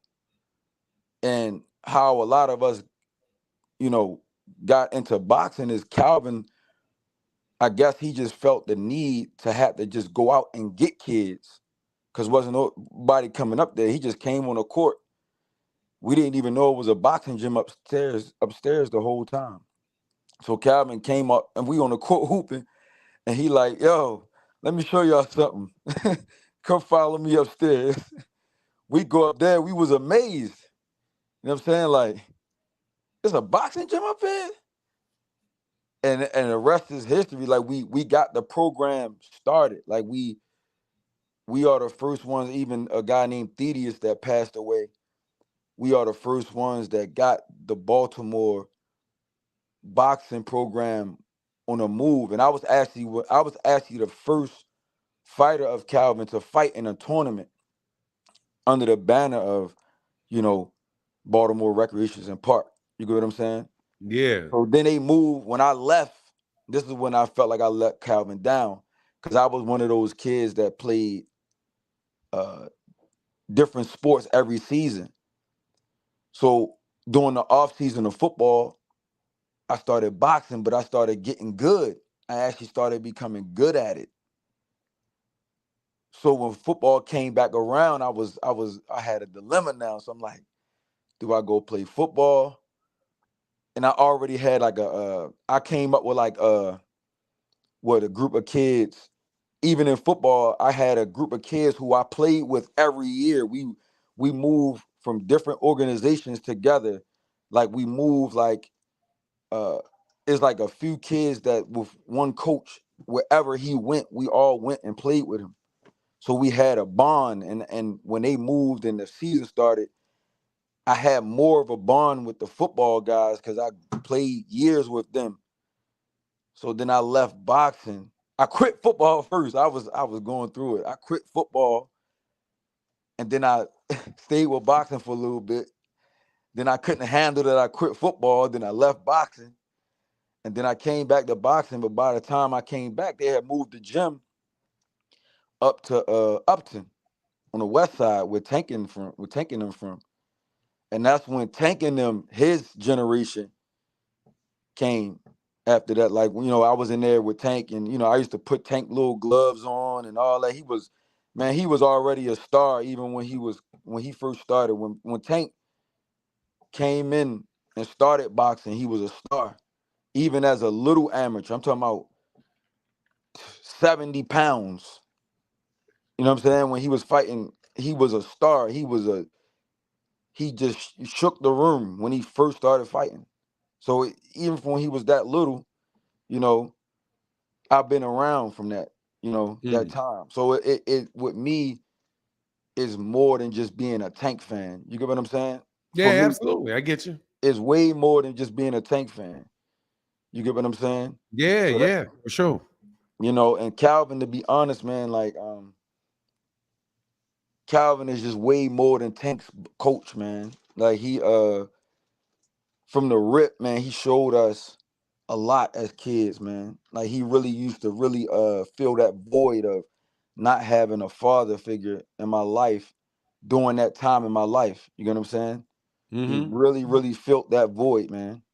You get what I'm Hey saying? man, well, So that's beautiful stuff, Chris. I yeah, appreciate real you talk. sharing. Like Hey, I like got man, like two Calvin. dudes behind you, but Yeah, I wanted to talk about the link I sent you, but we went off. yeah, You know no, what I mean? go ahead, man. I saw that when you talking about Stephen A. Smith, Yeah, not I just wanted to Stephen put that Smith. out there because I Go this ahead, man. because KO is another boxing channel that said that he had got information from a reliable source that someone from Tank's side did reach out to Bill and them about the Tank versus Devin fight. And Espinoza, with that link I just sent you, he Yeah, he said they basically had the he initial conversation. confirmed. He said we had preliminary talks about that fight. That means when you say preliminary talks, that means that we trying to see what's up with that fight. But then Espinoza said also, he continued to say it's unrealistic when Haney is negotiating and it looks like he's going to go the Regis Prograde route and he's negotiating with people. This is all we were saying in the first place, that they already reached out, and Haney and the Haney side, they're looking elsewhere at the time. It's no point of sending an actual contract when you don't want the fight. You get what I'm saying? Like when Mhm. you're looking elsewhere, that's not how they do business. You get what I'm saying? Yep. But I'm just saying I just wanted to put that out there just to, when y'all say send the contract, what do you mean send a contract? You start negotiations first, and then you start talking about numbers. And Espinoza already confirmed that they already had talks about it. And Haney and them are looking They going to elsewhere. 140, man. I Yeah, got you for that's sure, all, bro. man. All right, That's well, all. we'll talk about that a little bit because I do have something I'm going to I say know. about that in a All right, minute. all All right, right, hey Chris, thank you, brother, for sharing that story with me, man. all Appreciate you, right, man. sir. Appreciate it. All right, brother, get back. What's going on, Suleiman the Great?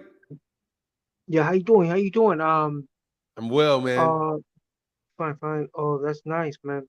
Yes, yeah. So this fight here, right, with once again, that fight's gonna be a great event. A lot of people's gonna be watching.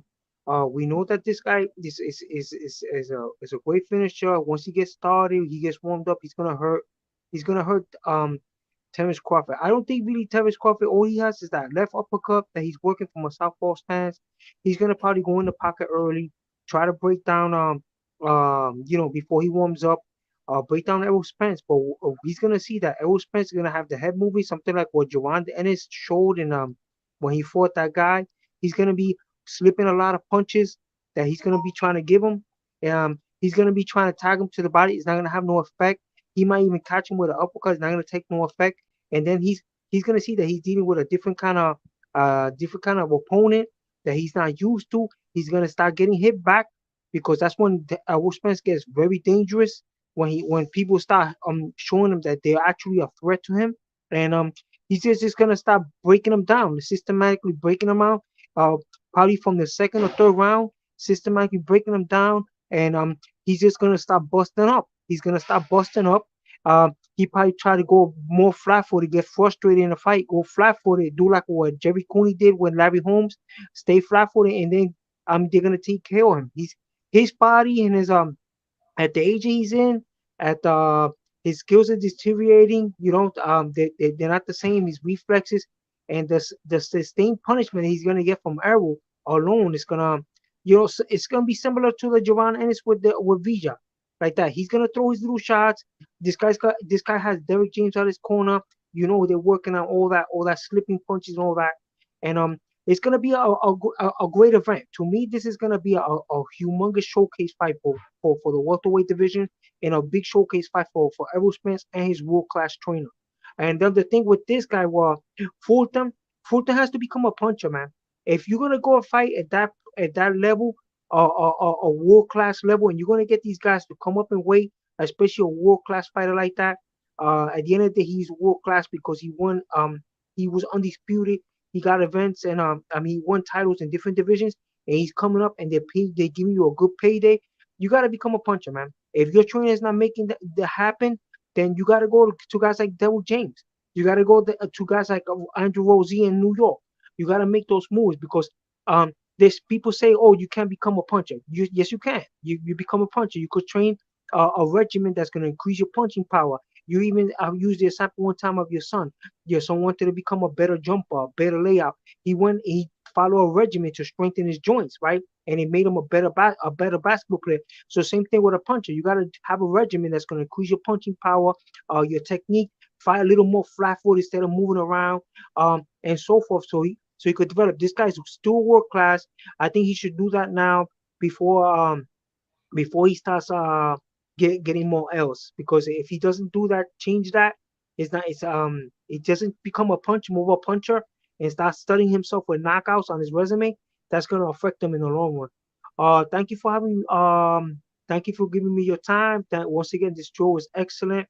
It's a platform that everybody looks at. It's a premier platform, the blueprint, and thank you very much. Thank you, sir. All right, man. Suleiman the Great. Thank you for coming on again, man. Always a pleasure hearing your opinion. Always a pleasure hearing your opinion. So, Abraham Banks. I thought you didn't watch the smaller weight classes. First of all, I've already done this. I do watch the smaller weight classes when I feel like watching the smaller weight classes. At 122. That's a 118, 122. I don't really watch between the 88-pound weight division up until about 115. But if there's a fighter that is interested and people are talking about, yeah, I will watch it. Number 2, Fanon will never give foreign fighters their credit. I already went through this. I have a pound-for-pound list that's up on Twitter. Of the people that are on it, I do believe that Dimitri Bivol, Monster Inoue, Beterbiev, I do believe all 3 of those guys are foreign fighters. And there may be another one on there. If I can't, I have to go back and look to see which one. I think I have 3 of them on there. I don't do heavyweights. Otherwise, I would have Tyson Fury on there and Alexander Usyk if I did heavyweights. I said pound for pound best. Yeah, dumbass. Pound for pound best. You said pound for pound. I told you. They're on my pound for pound list, you moron. I told you. Here, dummy. I'll go and I will show you again. Next time I need to download this, but no worries, man. I'll show you again since you paid your money to say something silly.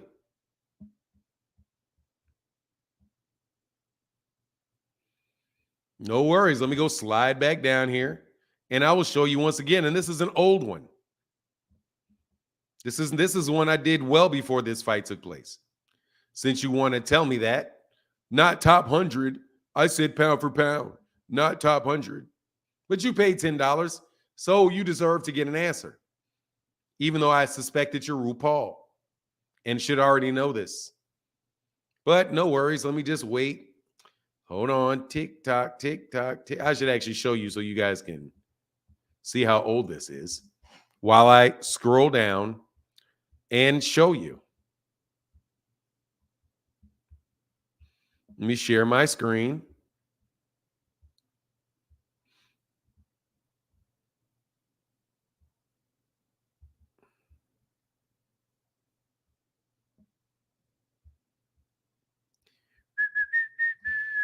Don't change your answer, brother.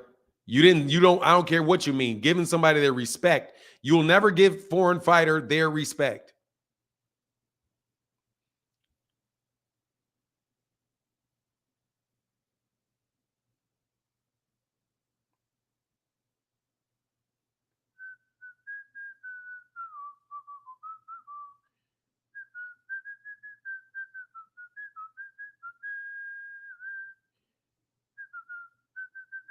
Hope I didn't pass it up. No, I didn't pass it up.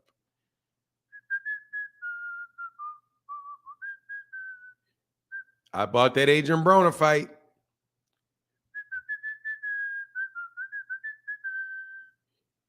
Man, I should just keep a copy of this on my Ring magazine. Who cares about that?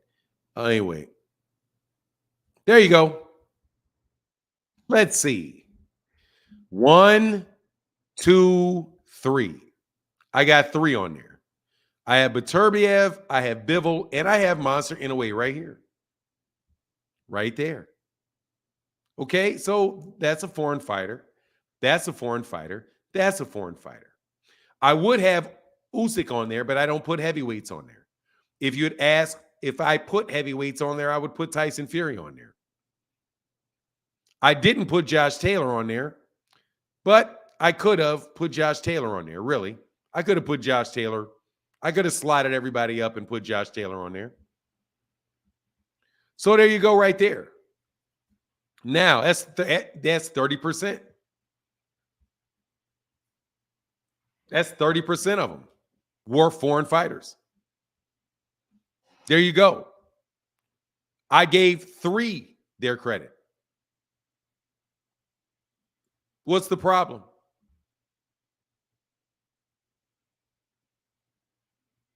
What's the problem?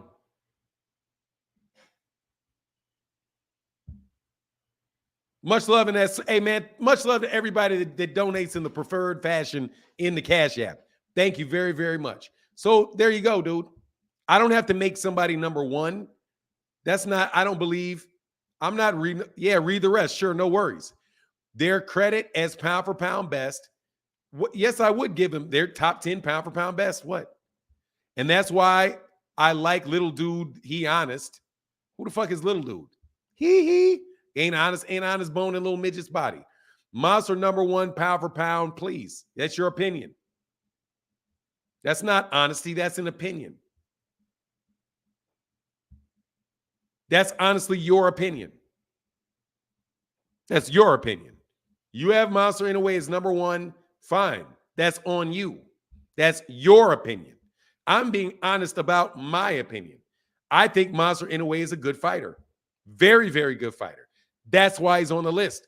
I will be removing whenever I do another one. I don't know, maybe next decade. When I do another one, I will move Steve Fulton Jr. off, and I will move Monster Inoue up. There you go, and I'll probably throw Devin Haney on. But see right here, this is me being honest. Number 1, I have Errol Spence. Number 2, I've got Terrence Crawford. Number 3, I've got Gervonta Davis and Shakur Stevenson. Jermell Charlo, we'll see what happens when he fights. That's kind of, somebody could argue about Jermell Charlo or Arthur Beterbiev. But why would I? Yes, I can have him not at number 1 or number 2. I can have him right where I have him. That's your time, son. Be quiet. Because you're king and you're not going to get on and say your honest name, okay?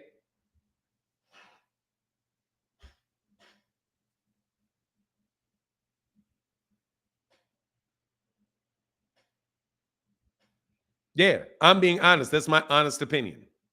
Now that's enough. I've addressed your stuff. No, I don't think he is. Yeah, it definitely is. Just admit it, King, that's you.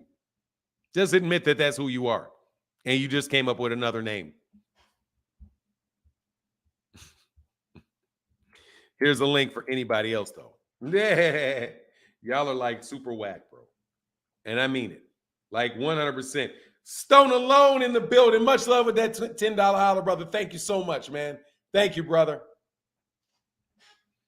No, I don't care about the competition, bro. It's defense. He's an excellent, excellent fighter. There's nothing to knock on him. But there's nothing to knock on these other guys as well. No, I'm not letting you see that. Well, let me see your list again. Again? God dog, how many times you want me to put it up? Hey, Sam said, man down, Free Smoke Jr., cheese stained towel, bro. That is crazy, bro. Cheeto stained towel. What's going on? Hold on a second, upper echelon, because Coda had jumped out before. How can I help you, Coda? Hey, what's up, Fanan? How you doing? Good morning, man. Man, I'm doing well, man. I can't complain, man. Likewise.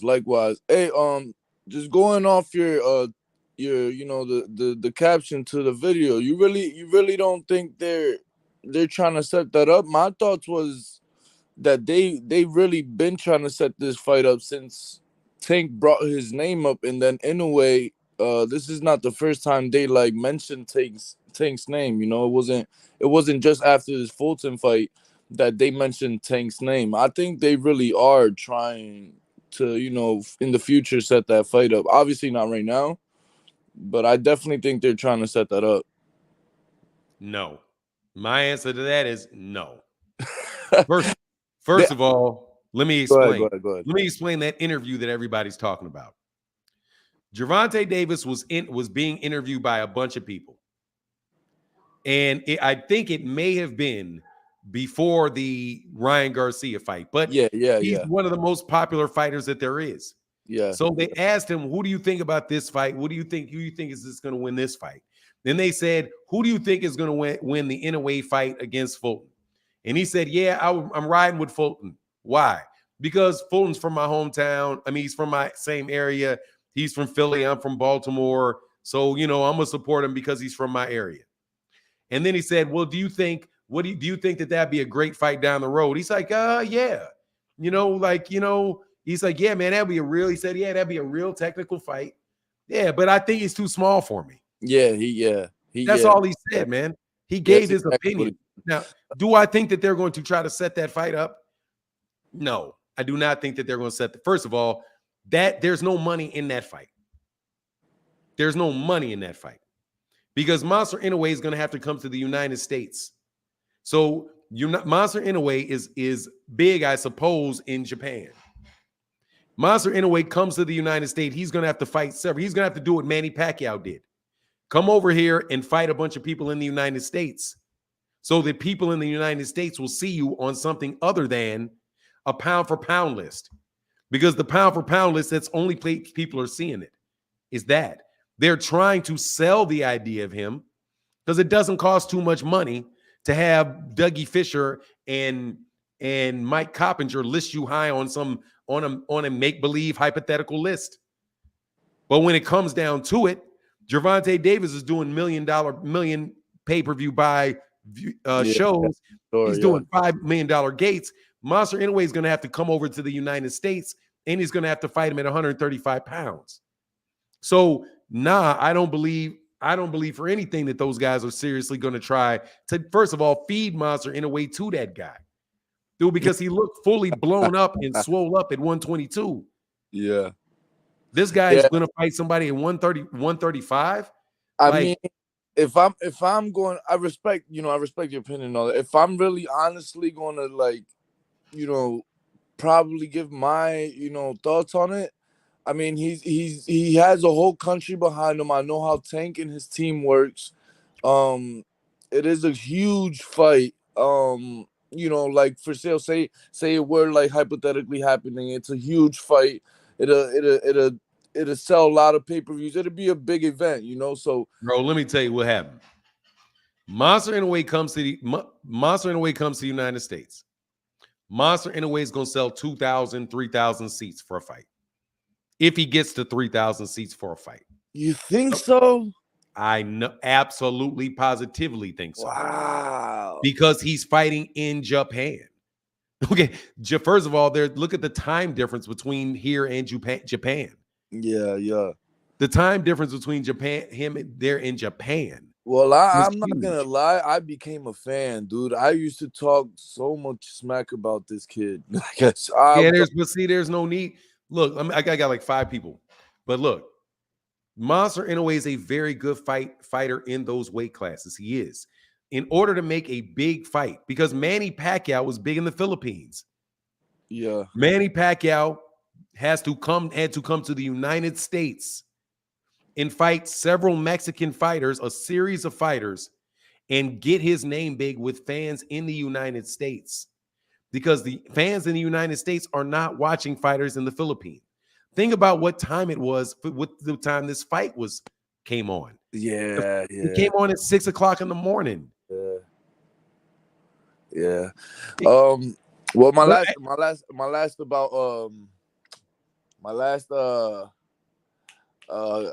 what's it called? A prediction of Errol Spence and Crawford. I've been going back and forth about this.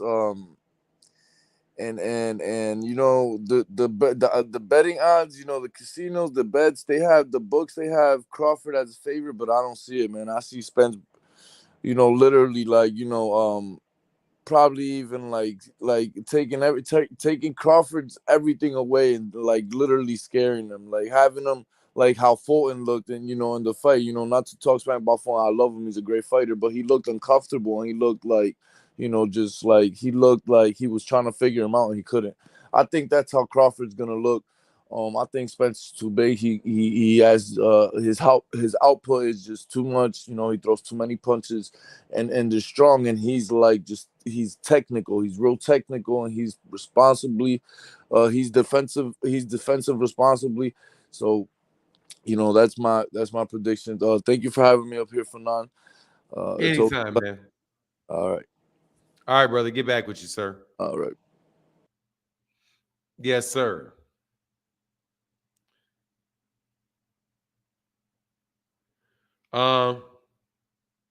Yeah, I know, bro. I know. Hey, love it or hate it, you're still not here, bro. You got it. Something's wrong with your deal, man. Upper echelon in the building. What's going on, upper echelon? Shalom, King. Shalom. Peace and blessings to everybody in the chat. First off, I'd like to say, hope everybody's well and may you be protected. But it's just a couple quick issues I want to get over with. Actually, Monster Inoue and them is trying to in the foreseeable future.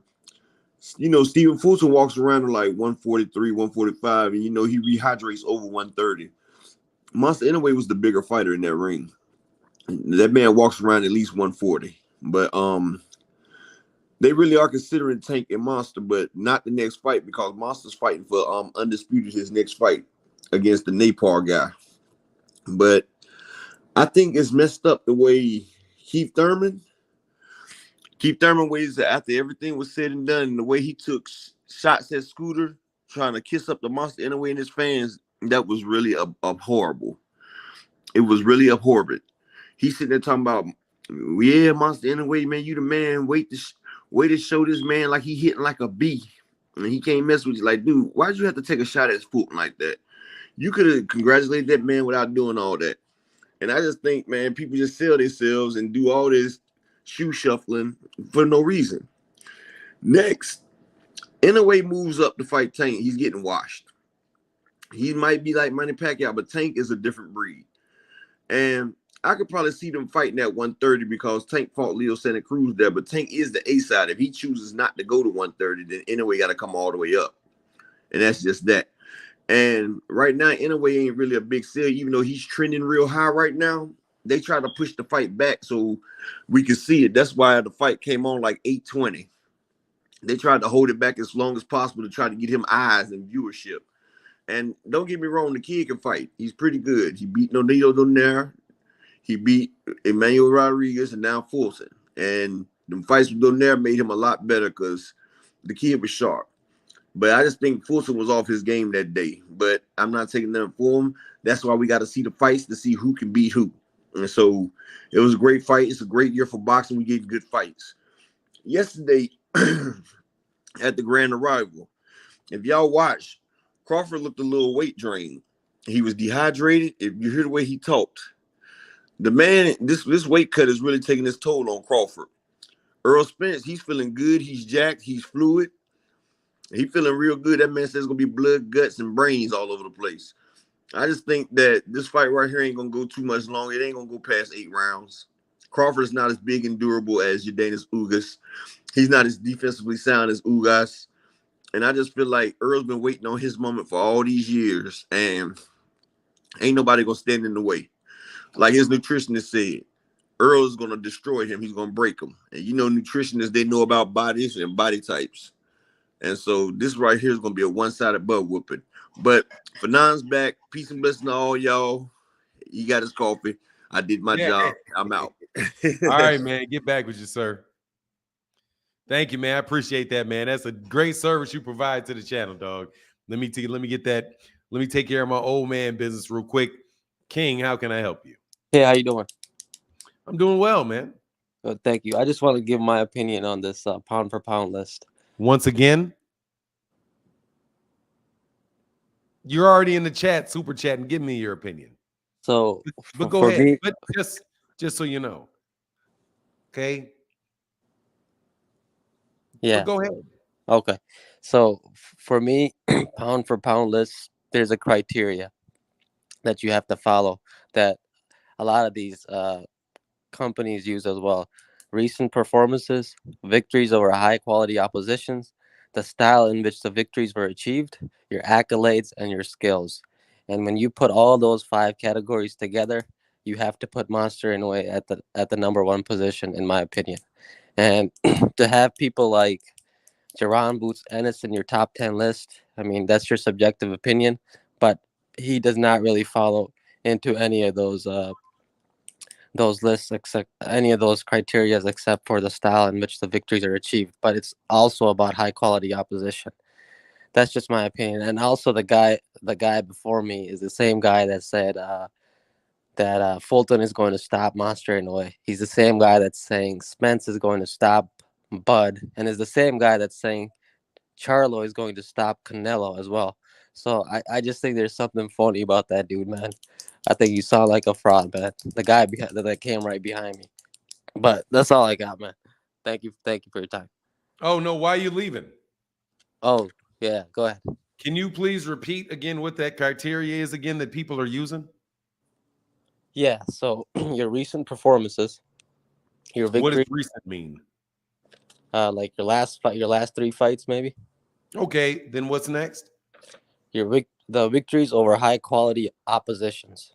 Okay, what's The next? the style in which victories are achieved. Okay, what's next? Accolades. Okay, then I got Errol. Skills. Then I got Errol. Right? And I've got Terrence Crawford both over him. There's nothing wrong with that. I got No, mine. let's walk straight through it. Let's walk. First of all, I would like to understand I would like to understand why in the world your accolades have anything to do with what your weight is. Because that's pound for pound. Where's the pound coming into that? I'm just telling you a criteria that I follow. You're reading somebody else's criteria that somebody else wrote. A lot of major companies. Excuse me. They use this. No, that's not what a lot of major companies do. You pulled that off the internet some damn where, and it sounds good, but it doesn't make sense to me because you can't bring into the pot. What is an accolade? How do you value one accolade over another accolade? Here's how do you weigh one accolade over another accolade? So when you fight for the title, you're fighting the best person in the division.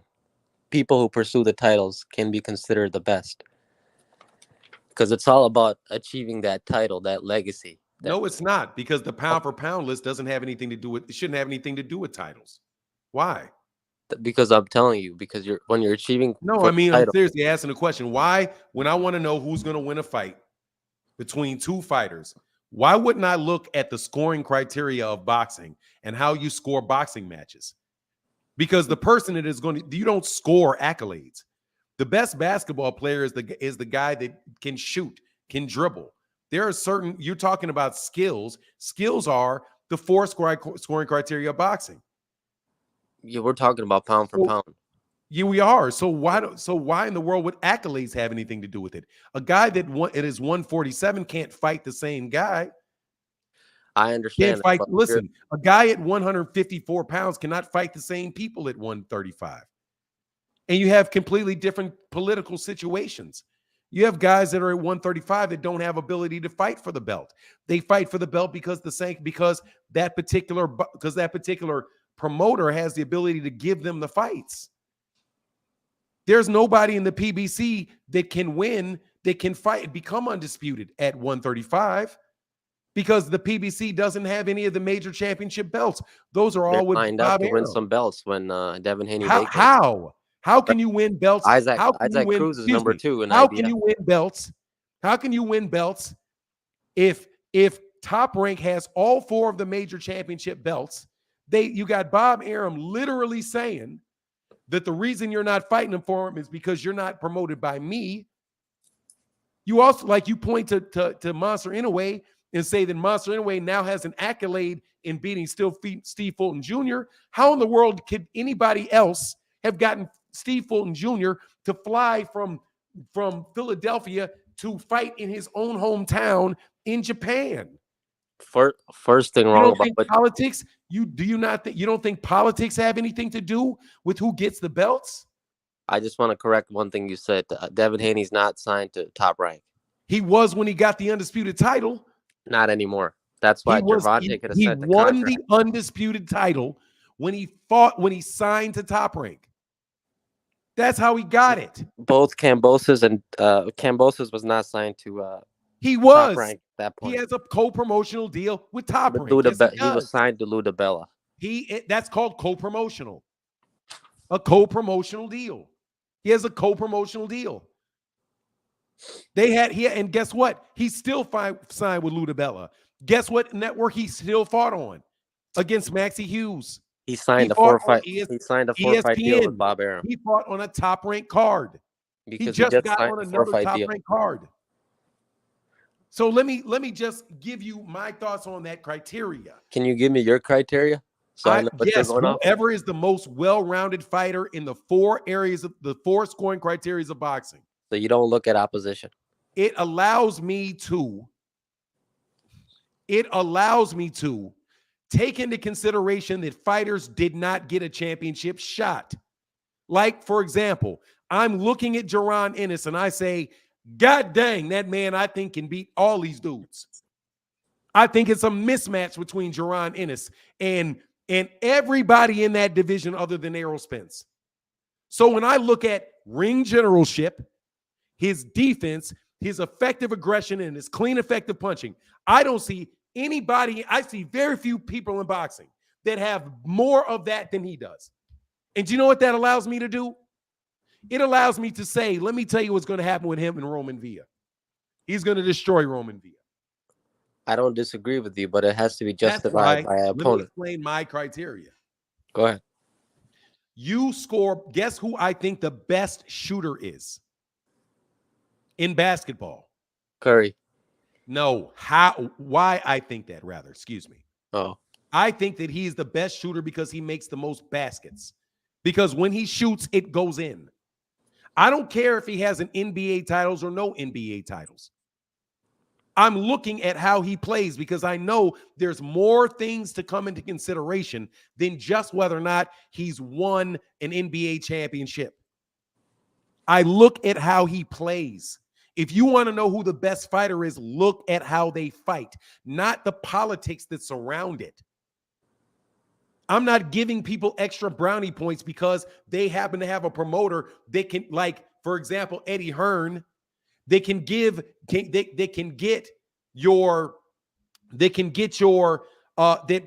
Josh Warrington a championship fight 5 or 6 times, no matter how many times he loses it. Josh Warrington is a multi-time champion. As a fighter, I think he sucks. But why does he keep getting them? Because his promoter is powerful enough to continue to give him shots.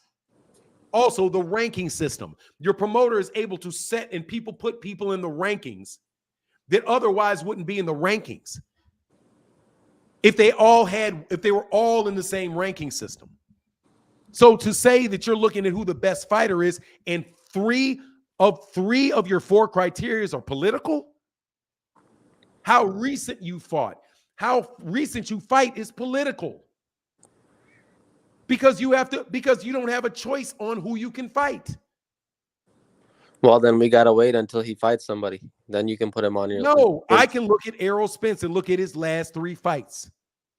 Your Danis Ugas. I agree with Errol Spence. Your Danis. I can look at Terrence Crawford. I can look at Same Shakur thing. Stevenson.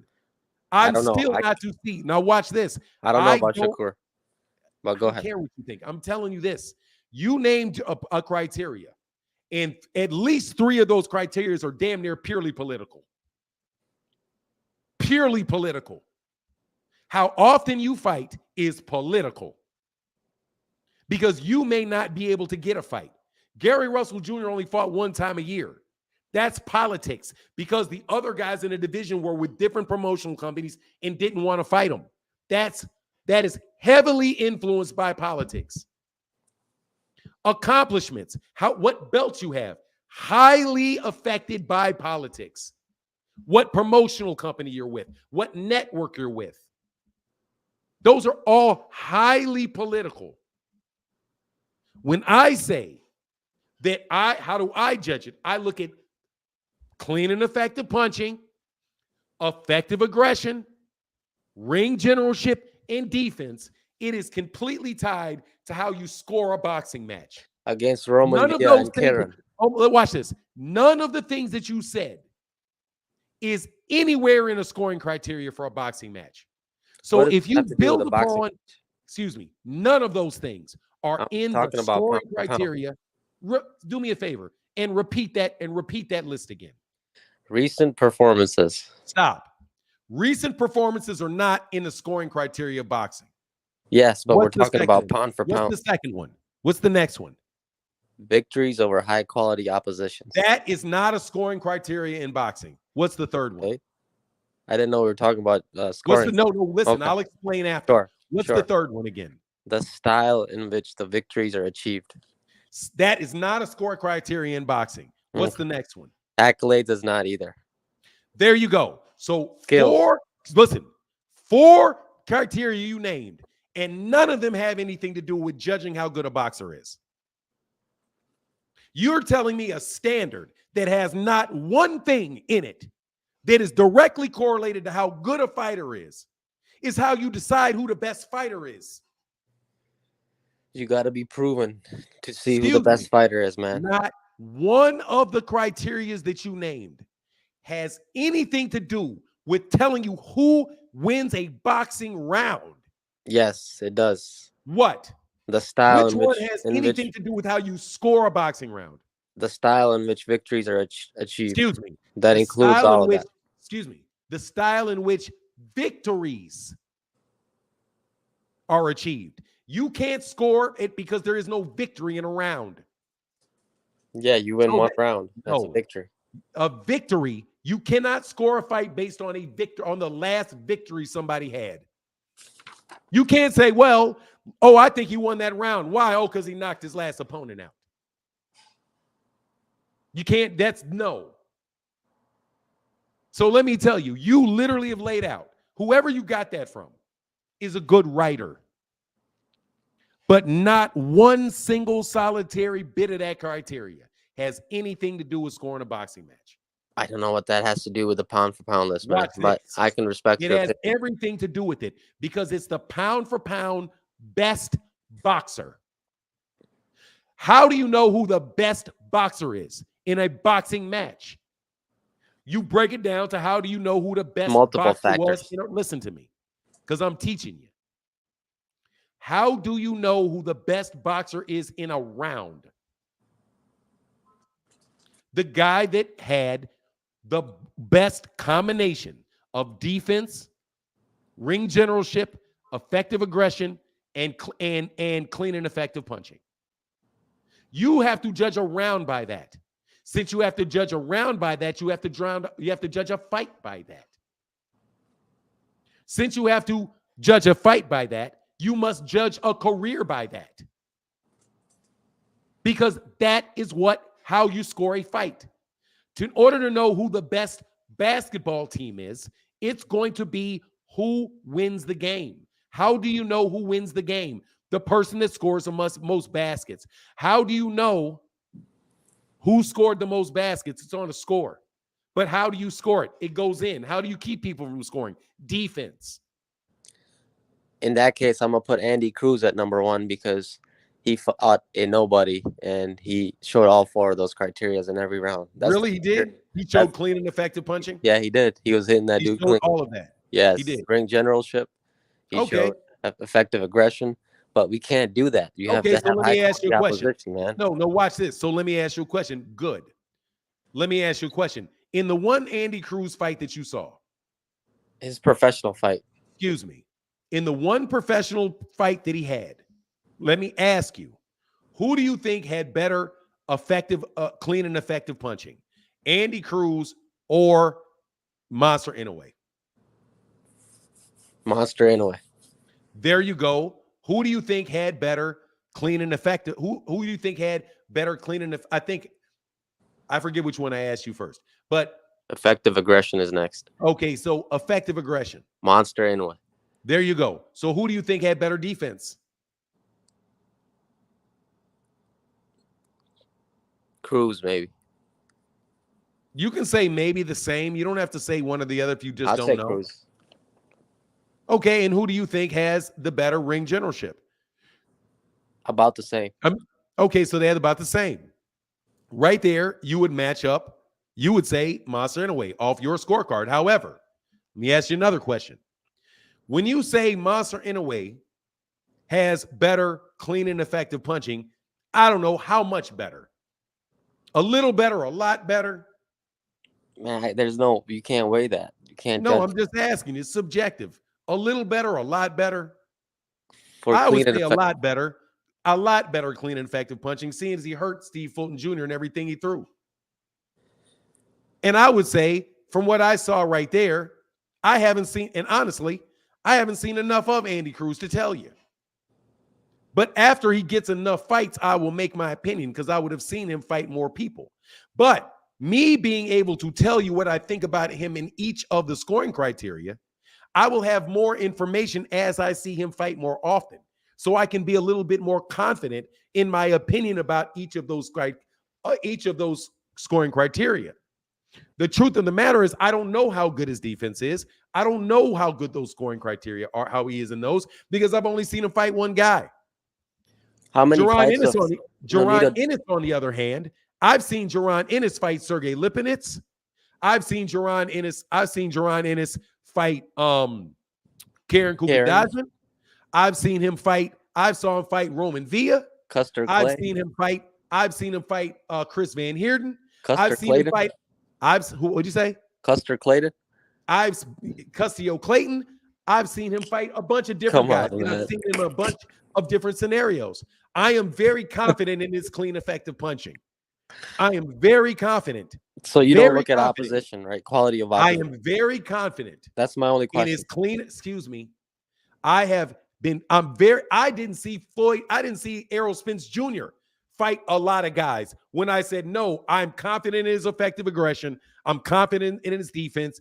I'm confident in his ring generalship. I'm confident in all those areas. Spence has a much better competition than Jaron Boots Ennis. Excuse me. So that is just more opportunities for me to see what's up to the great BFTB. Come on, man. The great BFTB. First of all, that is all of those things that I talked about have something to do with boxing. The criteria that you gave is almost all political, and none of it is connected to actually scoring a boxing match. Pound for pound list does not have to do with scoring a boxing match. And it started from Sugar Ray Robinson, and they looked at his recent performances. Well, let me help you then. Oh. Let me help you then.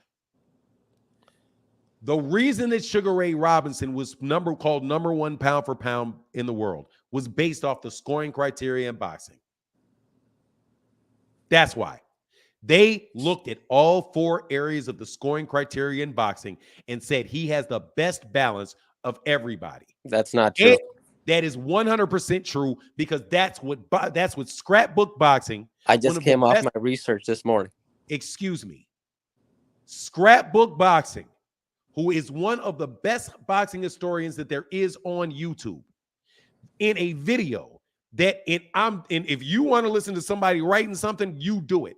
But that man pulled out clips and said, first of all, there was only one pound for pound guy, and they never had it for the big weight classes or the small weight classes because of the style of fights necessary to have in those middle divisions.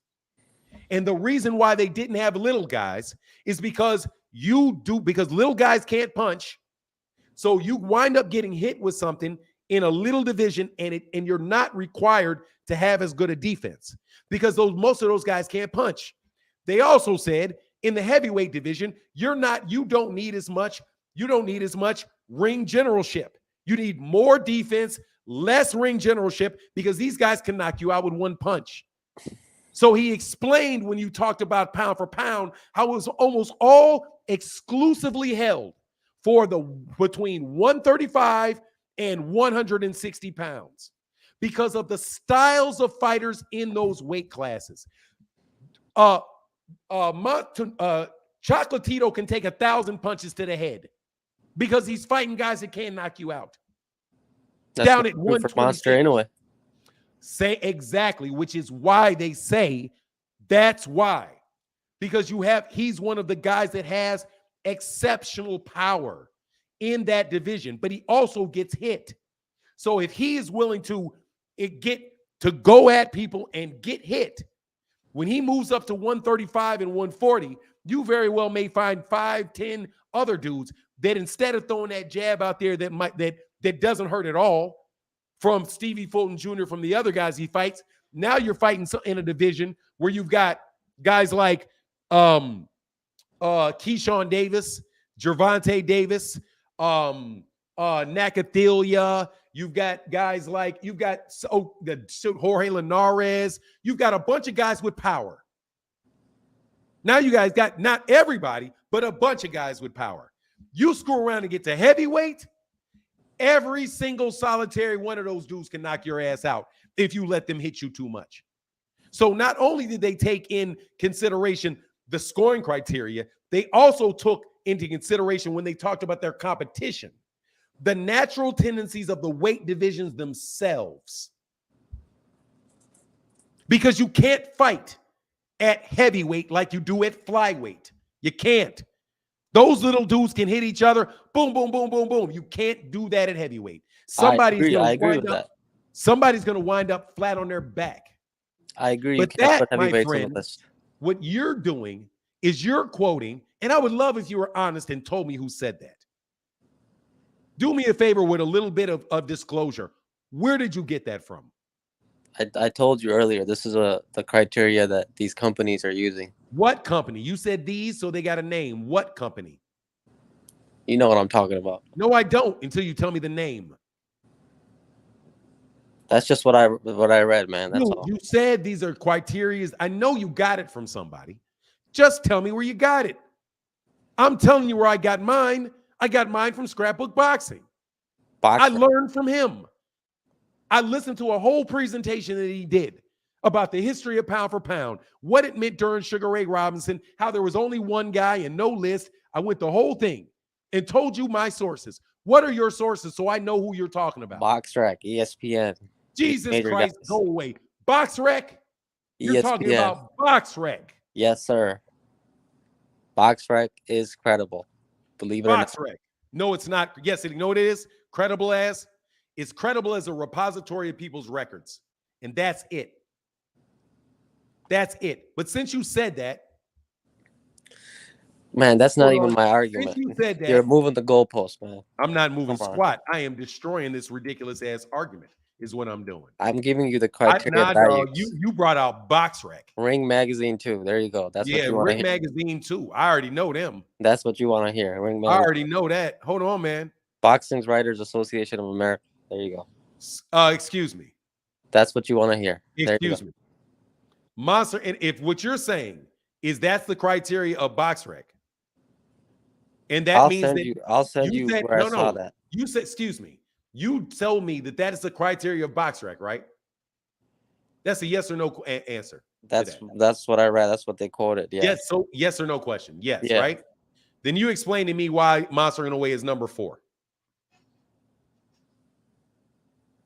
That's their opinion, man. I have my opinion on no. criteria. You said that that's their criteria, and Monster they are not an opinion.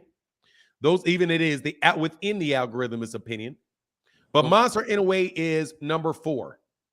You have Saul Alvarez is number 1. You have Dimitri Bivol is number 2. Terrence Crawford is number 3. Monster Inoue is number 4. You have Gennady Golovkin, Gervonta Davis, Shakur Stevenson, Devin Haney.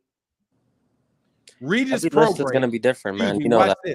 Regis Prograis, Juan Carlos Estrada, Liam Smith. Now watch what I say. They've got Liam Smith at number 12. Do you know who they do not have in their top 25, my friend? Charlo? Errol Spence Jr. There you go. So you're quoting a criteria. ESPN. It does not have Errol Spence Jr. in their top 25. And no, that is not the criteria. That is not the criteria of ESPN. Every Excuse pound me. for pound is I'm different, going to man. tell you why I know that is not the criteria of ESPN. I'll send you where I saw that. Excuse I'll me. send you the link. It is not the criteria of ESPN. You know what ESPN's criteria is? It is not a criteria. It's a list. It's a vote. They have about 20 different people that they ask the question to. It is a survey. That's what a lot of these guys do. It They is a council. survey. It's a small council. It is a survey. It is It's a not that council. criteria. It is not that criteria.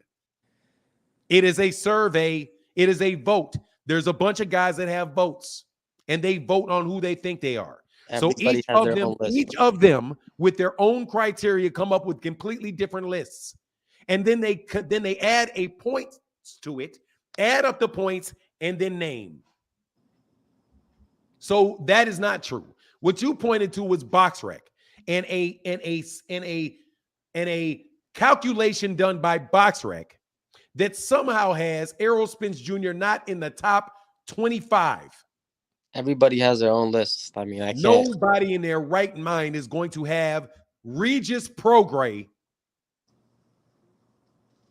over Errol Spence Jr. on a pound-for-pound list.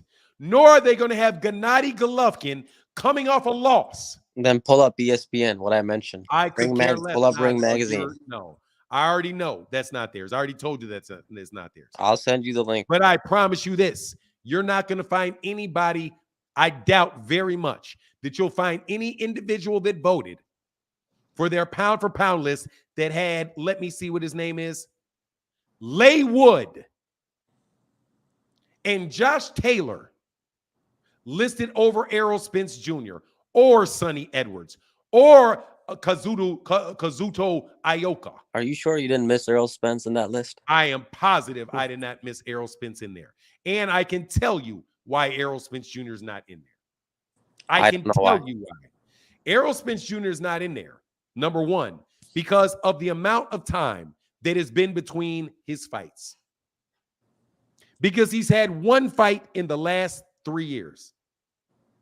That's why he's not on there. Do you know why other people are on there? Because of their quality of opposition. Because they lost to guys on the list. That's why Gennady Golovkin is up there, because he lost to Canelo Alvarez. They credit him because of who he lost to, which means guys like Callum Smith, because he lost to Canelo Alvarez, is getting credit because of how he lost. Well, I can tell you nobody uses the scoring criteria like you do. That's what every judge for that pound judges the fight use that scoring criteria. for pound. Get your ass out of my face. Goodbye. Every judge that scores a fight uses that scoring criteria. Being active does not mean that you are not a good fighter. He's not as active means what? Because I fight 5 times in a year, that means all of a sudden I'm a better fighter than Errol Spence because he didn't fight this year? That has you have not seen any, you've seen nothing at all. You've seen nothing to tell you that that man is not a good fighter. But hey, man, it's been 6 months. Let's demote him.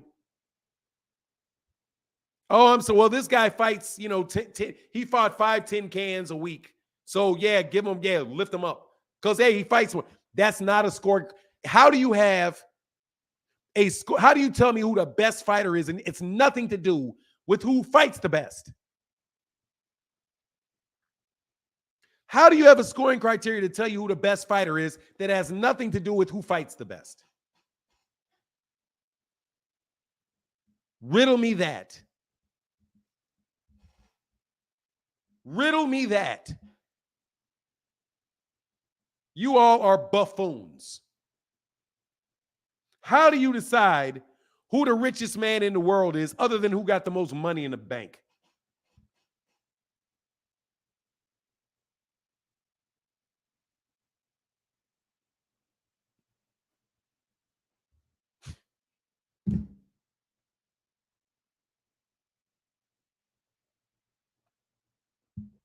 That is a criteria that allows you to name anybody that you want to be the top guy. That's what that is designed to allow you to say whoever you want and to not talk about boxing also. Because if you have to have somebody like, say, I don't know, Mike Coppinger talk about the scoring criteria in a boxing match, then they have to write an article about boxing.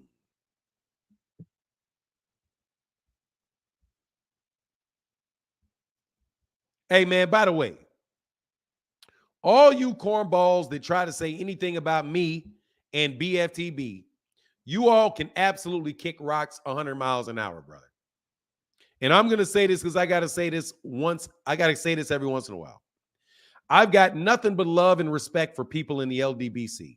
Nothing but love and respect for the people in the LDBC, what they do, all of that. Nothing but love and respect. Nothing but love and respect for BFTB. And BFTB is a better man than 99.999% of you. Thank you very much. I could care less about boxing and people's opinions about boxing beyond a conversation about boxing. And it is fun to listen to somebody that is intelligent and can back up his arguments. It's you whack-ass people trying to steal his arguments, use them, and twist them up and screw them up. Ain't nobody going to sit up here and buy that the way that you decide who the best fighter in the boxing is has nothing to do with how you score a boxing match. That is for people that that is the media telling you that and justifying for you an answer that they already had in their head ahead of time. They started with the answer. Monster Inoue is the best. Why is Monster Inoue the best? Because Boss told me that Monster Inoue is the best. So how are you going to prove it? Well, let me make my argument. This is how I score it. What do I care? What do I care the most about? Well, I care about who he fought most recently. I care about his accolades. Why? Because Monster's got a lot of accolades.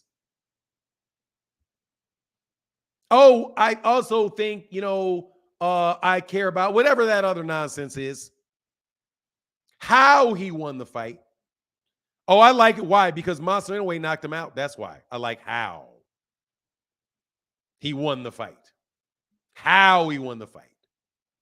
Who he fought. Why? Because that way I can give him credit for fighting the people that he fought. And I won't give the other guy credit for the guys he fought. That's all 100% designed to prop up the people that you want based on politics over ever looking at what these guys actually do in the ring.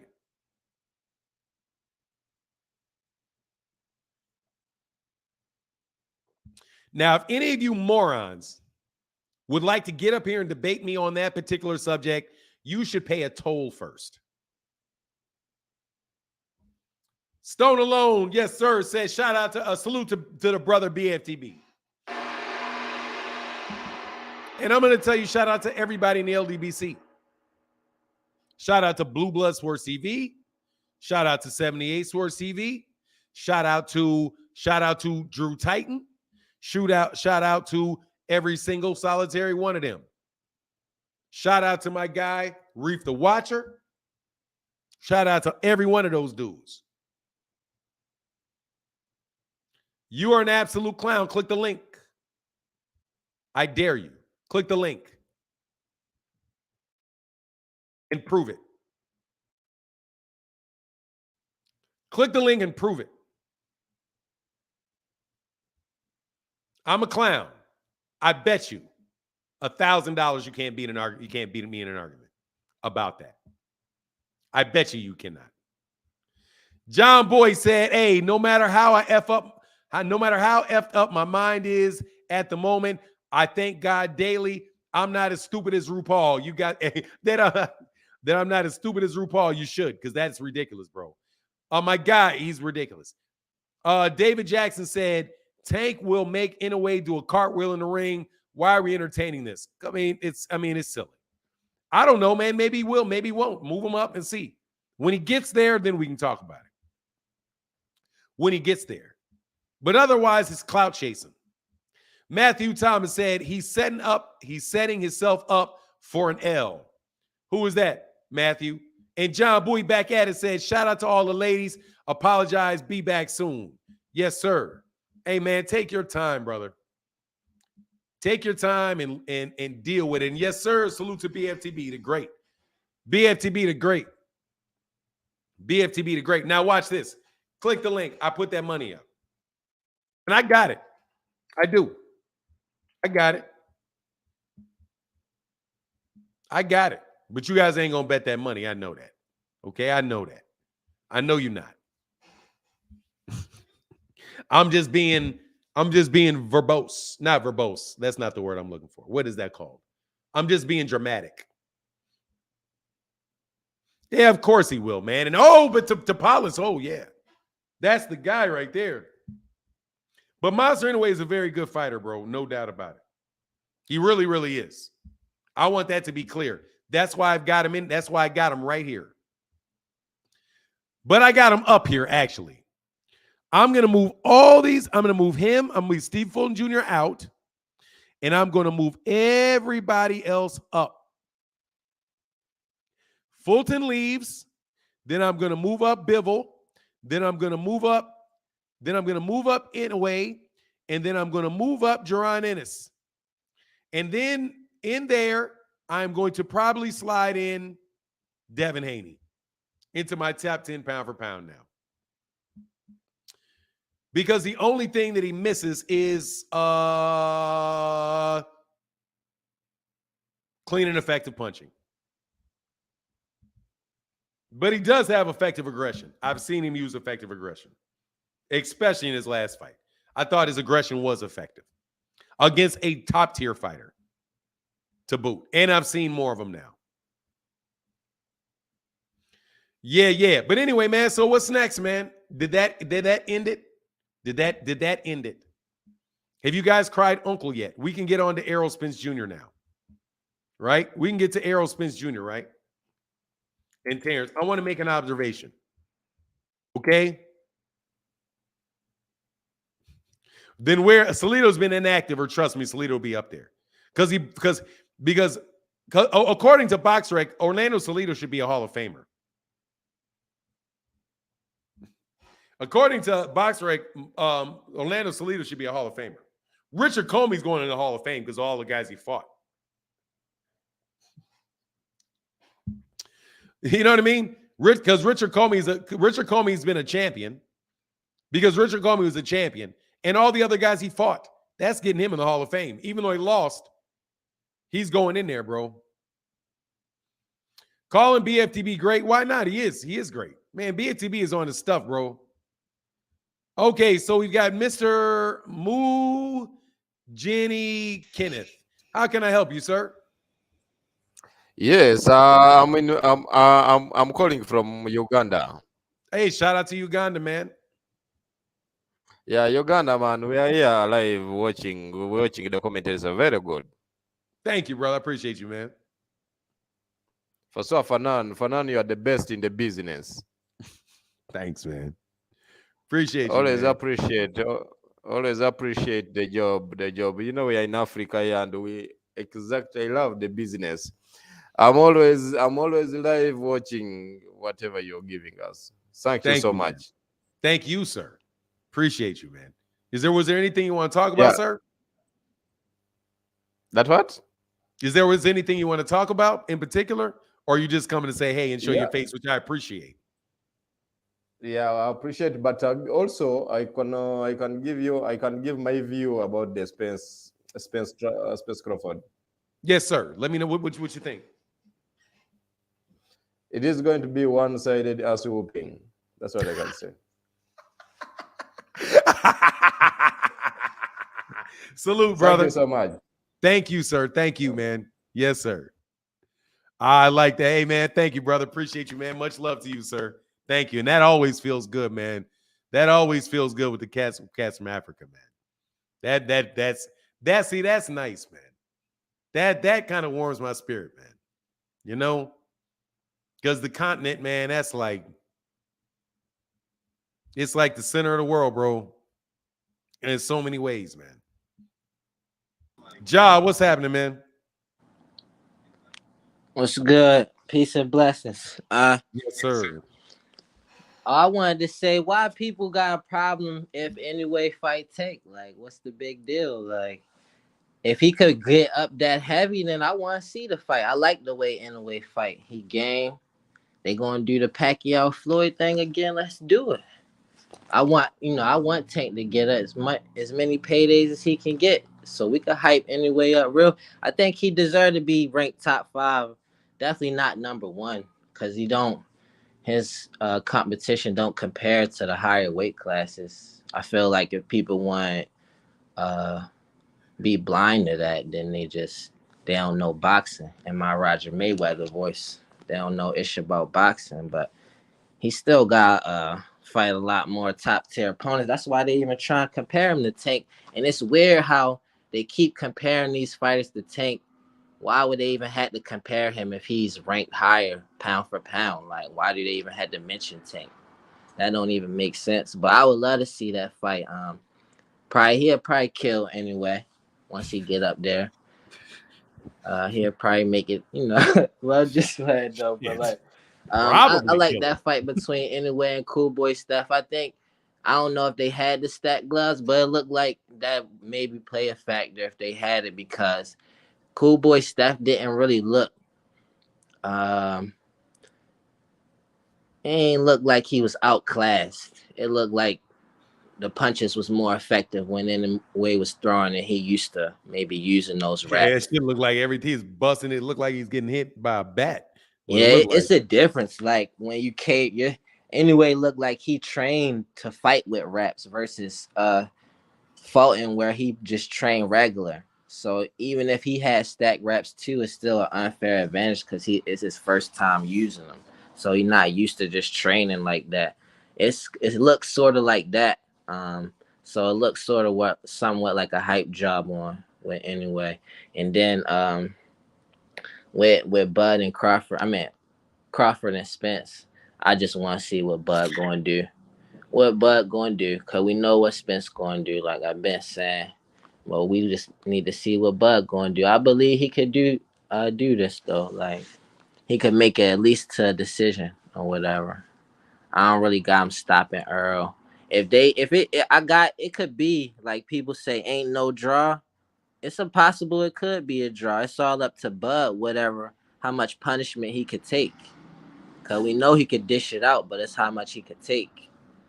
So this could be a back and forth if Bud uses boxing skills like stick and move, his footwork, different stances, and keep on frustrating Earl. He can't stay still for a second in this fight. Even if he throws a shot, he ain't gonna be able to stay there if he land a shot. Cause Earl gonna come right back. Earl gonna be right up on him the whole fight.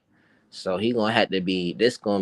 He gotta be in the best shape of his life, and hit mentally and physically. He gonna have to be on his toes. But that's all I wanted to say. All right, brother. All right, peace. Peace. Always good to hear you, brother. Always good to hear you. Hey, King, can you come back on? Please, can you come back on for a second?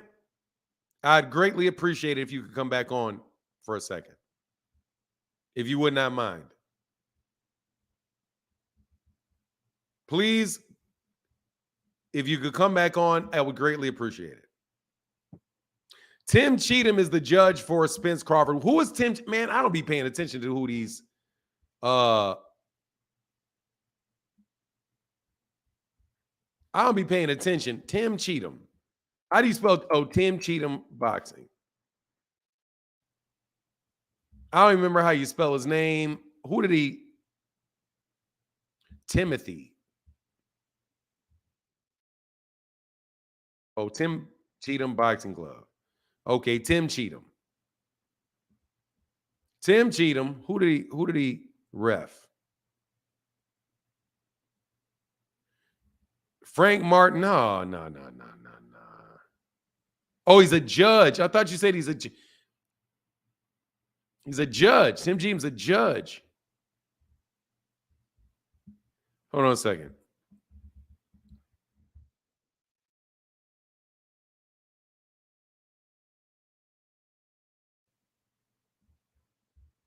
Tim Cheatham's a judge.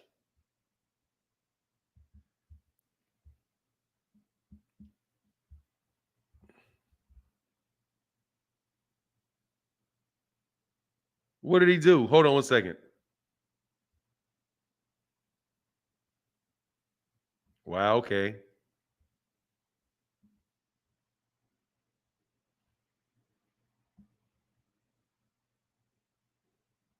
Let me see.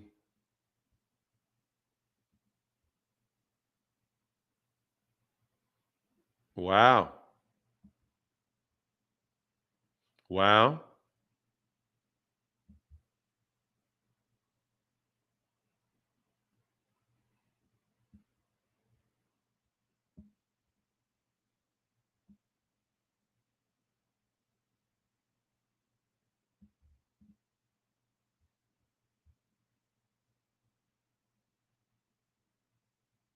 Wow.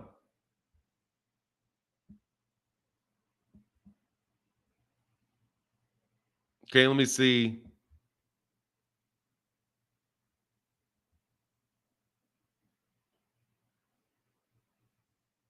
Okay. All right, I see. Tim is a good guy. I don't know, man. Is he the ref? I thought he was a judge. He is also the one that made the round Tank knocked Ryan down, a 10-10 round. Nah, I don't think so, bro, because I'm just I looked at who he just judged. I didn't see that one. I don't think he judged that fight, bro.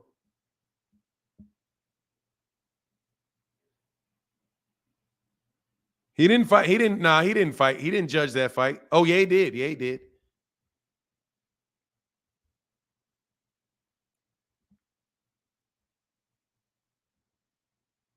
Hold on a second. I don't really see. Hold on. Let me see if he's the one that did that. They need to do better. Let me go here. I'm going to go here real quick just to see Tim Cheatham. Okay, hold on.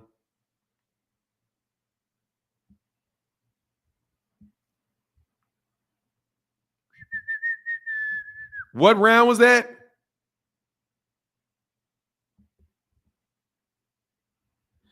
Nah, Tim Cheatham. Nah, he scored at a 10-10. What was the 10-8 round that he knocked him down? None of them gave him a 10-8 round for that, 10-9 round for that. None of them gave that man a 10-8 round for that knockdown. What round was it that Ryan got knocked down in? Tim Cheatham had the scorecard the closest.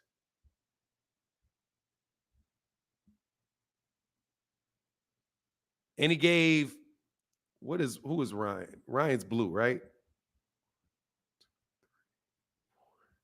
Nah, Tim Cheatham gave Gervonta, he did it a 10-9 round. I don't see that anybody gave a 10-10 round for that. But, second round was a knockdown, and only the fans gave it a 10-8. So that was it. No, Dave Moretti gave it a 10-10 round. Not Tim Cheatham. Dave Moretti did that. Dave Moretti did that. King, how are you? Hey, what's up, man? Yeah, so I found out who your scoring criteria came from. Would you like to be honest about whose scoring criteria that is? Go ahead. It's Rick Glazier's. No, man. I didn't get No, that. it is. Seriously, It no. is. It is. It's Rick Glazier's. I don't know where you got this info. Now, I got that from people that told me exactly where that came from. Rick Glazier. I can send you where I got it from. I don't care where I don't care where you say you got it from. That's Rick Glazier. That's Rick Glazier's scoring criteria. Well, if that is, Let man, me that's ask you a question though. yeah. So, Go do you ahead. value Rick Glazier as a boxing expert? Do I value him? Yeah. I think he doesn't like Al Heyman, which can That wasn't my influence his question. opinion. That's obvious. I'm just asking, do you think that he is a respectable boxing authority? It depends on who you ask. If you're asking me I'm asking specifically, you. if you're asking me specifically, Yeah, I'm I think asking he you can be. Yeah, specifically. he You can think be. that Rick Glazier is a reliable, trustworthy boxing source? He can be. Yeah. You think he is? That's a yes or a no. I'm not saying he is or he's not, Yes, but he can be. exactly. That's why I had to repeat the question. Do you think he is or he is not? What bucket? Yes or no? Yes, sure. There I know you where go. you're going with this. So now that we know, I know where you're going with this, but go ahead. now you know where I'm getting because I got there. You are an idiot. That man is not truthful, nor does he act like he's truthful. That man makes up a bunch of nonsense. And I would say he's dumb. He doesn't got the sense God gave a goose, but that's not true because he's a complete shill for whoever's going to put money in his pocket. Maybe So the towards sources that you are quoting is Rick Glazier. it's not from Rick Glazer. Yes, it is. He doesn't like Al Heyman. I can Yeah, agree. well, yeah. So what? So what? Neither do you.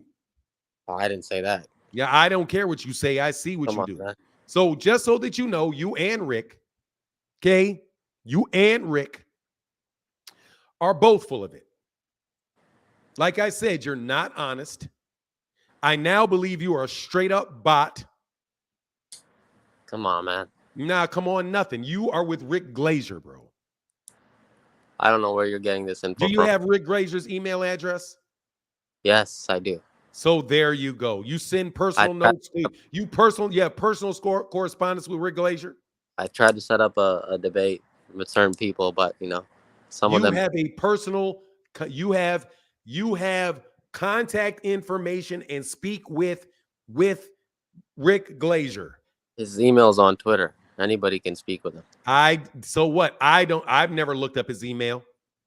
It's on Twitter. It's on his front. I've never looked up his email. I've never sent him a note. I've never had correspondence with him other than Twitter. Do you have private correspondence with Rick Glazier?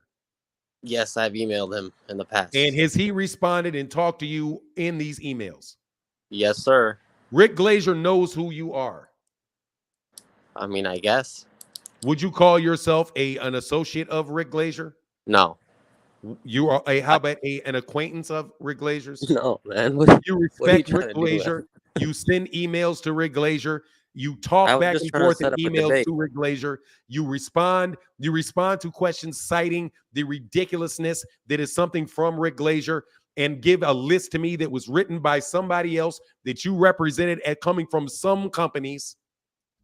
I just had you gave me four, excuse me, you come to a very and I say this with humbleness and thankfulness. You come to a popular morning boxing show, a popular boxing morning show to somebody who is known throughout the boxing community for being a boxing fan that has a big group of people that talk and share thoughts on very detailed boxing issues.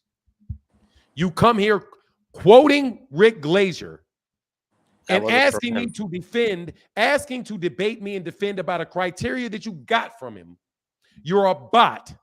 That's like your I observation. said, you're a bot. Come on, man. You're doing There's this not for what? an honest bone in your body. You are a bot. Just like the guy that is over there talking about he, calling people race baiters. He's a good dude too. He's what? He's a good dude too. He knows. Yeah, of course he is. Because you're a fraud. I like those dudes. You're man. a fraud. I like you fraud. too. You're a fraud. Like he's a fraud. He's a fraud. You're a fraud. You're out here shuffling that nonsense, but you are dumb, but you're not even dumb because you're smart.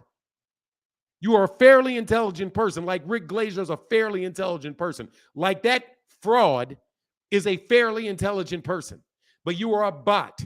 You are a front for people that wouldn't have the nerves to show up themselves.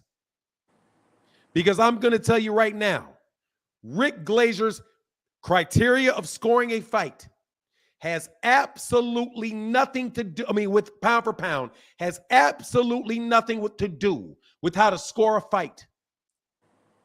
And you cannot tell somebody that this is the best fighter in the world if you do not connect it to the scoring criteria of boxing.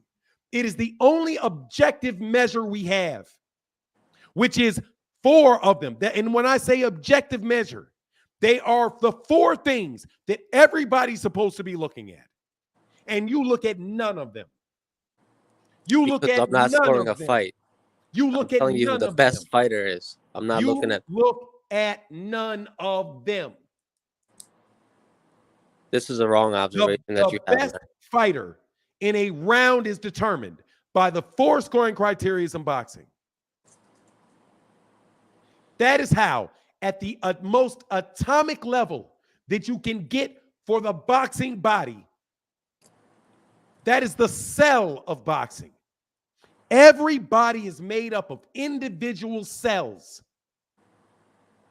The individual cell in boxing, of every boxing match, of every way that you score boxing, is clean and effective punching, effective aggression, ring generalship, and defense. That is the atomic nature. No, because you're not dumb. So I'm going to break you down to the nth degree. That is the most basic thing in boxing and judging. Rounds make fights. Fights make careers.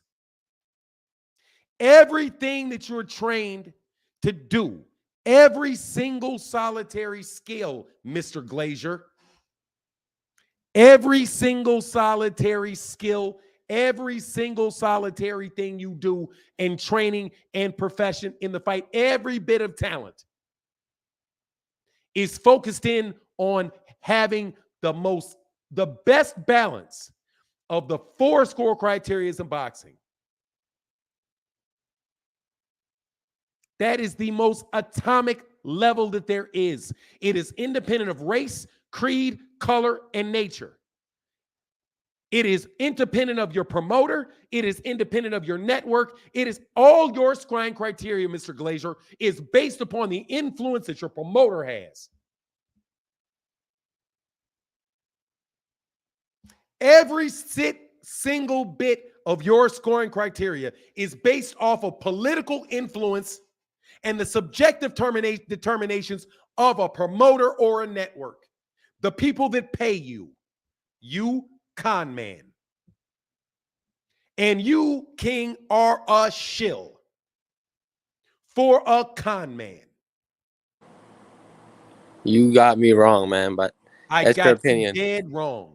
It's right? your opinion. I mean, I like got you those dead dudes. centered, bro. I got you dead centered. I That's like why those you keep dudes. I coming back watch. no matter. That's why you keep coming back no matter what. That's why you spew this nonsense no matter what. Because that's my opinion, man. No, that's not your opinion. That's the opinion of somebody else. That's why you come back over and over again. That's why you come under different names. You invite me, man, to your That's channel why I sometimes. don't invite you under different names. Like you did. I invited you this time because I know what you are. You are the rat we finally caught in the house. You have me wrong, but that's your opinion. No, I don't have you wrong. You are a media shill. You are a media shill. You are exactly what I said when I threw you out for using Neely Fuller Jr. You are one of these suckers. These people out here that lie. You're dishonest. You're manipulative. You are a shill. And you walk up on here. You're calling me names now. You walk up in here with Rick Glazer's Rick Glazer's, as if I don't know he listens. As if I don't know Steve Kim listens. As if I don't know Dougie Fisher listens. I know Oscar De La Hoya listens. I know Tyson. I know all these guys listen. and you're in here throwing their little 2 cents out here, trying to be part of the community. You are a mole. You are a rat. You are a shill. And you are not welcome. You're in your feelings, man. You got that right. I'm in my feelings. My feelings are disgust. You're dead now, wrong. But whoever it is that you try, that either you want to be friends with. You're dead wrong, man. Now, I'm dead wrong, right? What's your job? What do you do for a living? Man, I'm not here to answer questions. What do you do for a living, man? I'm not answering that. No, you got all day. You talk video. You talk about boxing every day, all day. Talk boxing, not my personal. You talk boxing. No. You literally talk boxing from 8 o'clock in the morning all the way through the end. What do you do for a living? No. That allows you to have this much time and that nice a car. There's 3 people I watch. Don't set yourself up, sir. I'm not gonna say their name. Who are the 3 people? No, say them. You watch me, True Media, BFTB, and Little Man. BFTB, at least. Media. Those 3. Guess what? Yep. Me, I'm on till damn near noon every morning. Little Man probably comes on around 2, which is a 2-hour block. Some days I don't watch. BFTB beat bullshit. BFTB don't come on until like 4 or 5 o'clock in the evening and goes to 6 or 7. You're on all day, you bot. Here and there. I mean, here and there, nothing. You are literally on boxing chats all day. The approach you want to take because I have an opinion on a pound for pound. Nah, bro. I don't think you have an honest opinion. What I think is now that I know who you are. You're just in your feelings, man. I'm in my feelings. You are right. It's what it is. I'm not going to disrespect you. You are, exactly. Thank you, Ring Magazine. Thank you, Ring Magazine. Thank you to you all. We know that is your bot. So now I can talk to you like I can talk to you. Now I know who you are, what you are. And I got you. Gotcha. You're a bot. Thank you very much, bro. And that was personal, and I really enjoyed it. I have to tell you. My guy, M. Anderson, said, rumor that Inoue didn't want to take a drug test. I don't know. I'm excited about Spence and Crawford. Yeah, bro, a lot of people have been saying that heading into the fight, that he didn't like the timing of the drug test. But it is what it is. I mean, until you get caught, you didn't get caught. GM said, Rick Glazier said Inoue is, of course he did. Of course he did. So did his nephew. So did his nephew King. Anyway, that was enough, bro. That was personal, and I apologize to anybody. I had to do that. He's not 17 years old. No, he's not 17 years old. That's a grown-ass man. No, that's not a 17-year-old. Yeah, hit the link. Fulton got beat up. Yes, he did. Now you can click the link.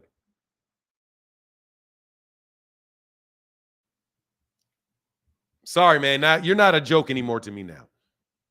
Now I know exactly what. Now I believe. Now I'm going to say I know. Now I believe I know exactly what you are. Now I believe I know exactly what you are. You're one of these guys. Do you get a little money for jumping on the chats and causing a little drama?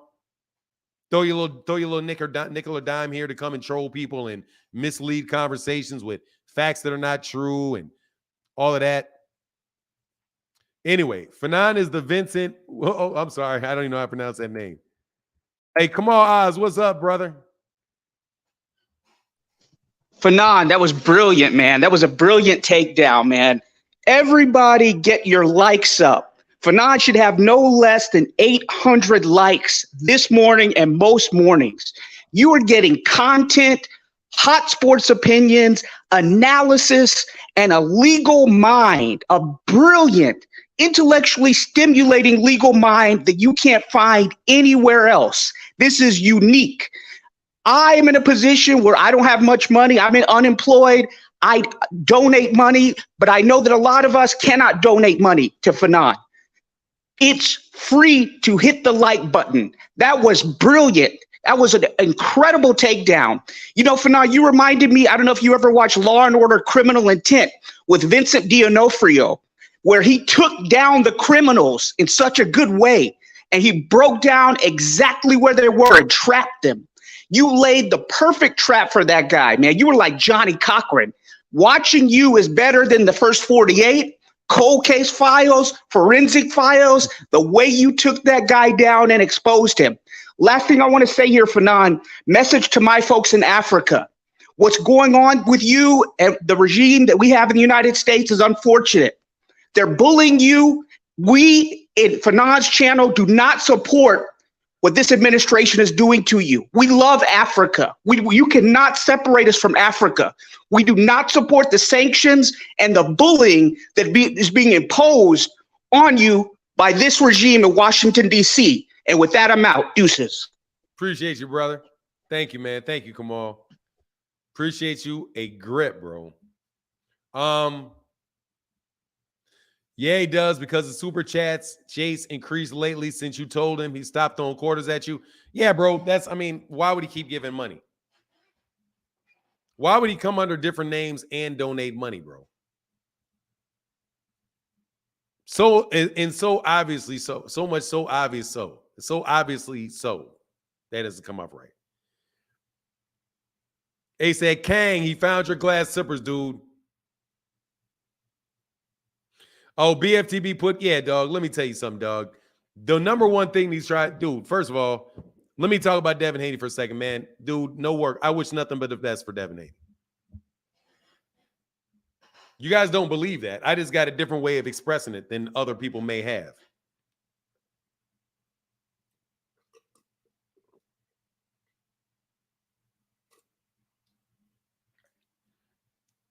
We aren't African, though. Hey, look, man, I don't really want to get into Africa other than to tell you, no joke, y'all better be real careful how you treat them people, because it's inevitable. It's inevitable. It's inevitable. Okay? I don't care if it's 300 years. I don't care if it's 500 years. It's inevitable. Okay? It is inevitable. Africa is so ancient.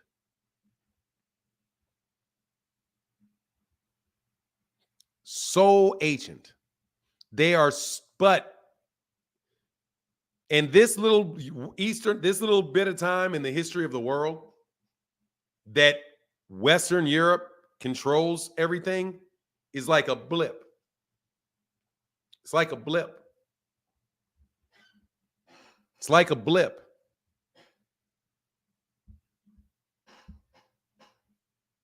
It's a blip.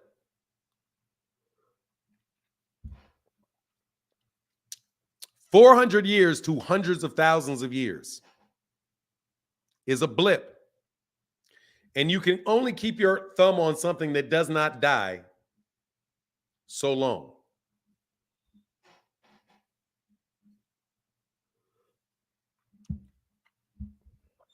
You can only keep your thumb on something that does not die so long.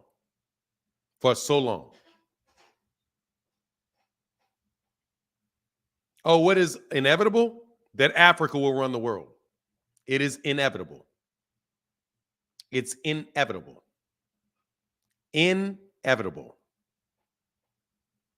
Inevitable.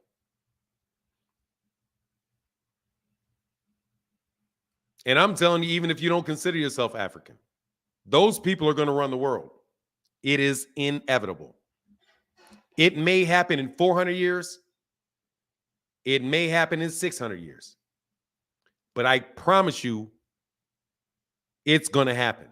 It's inevitable. Inevitable. I mean it. It's inevitable. They have too much. They have too much. And they're too necessary.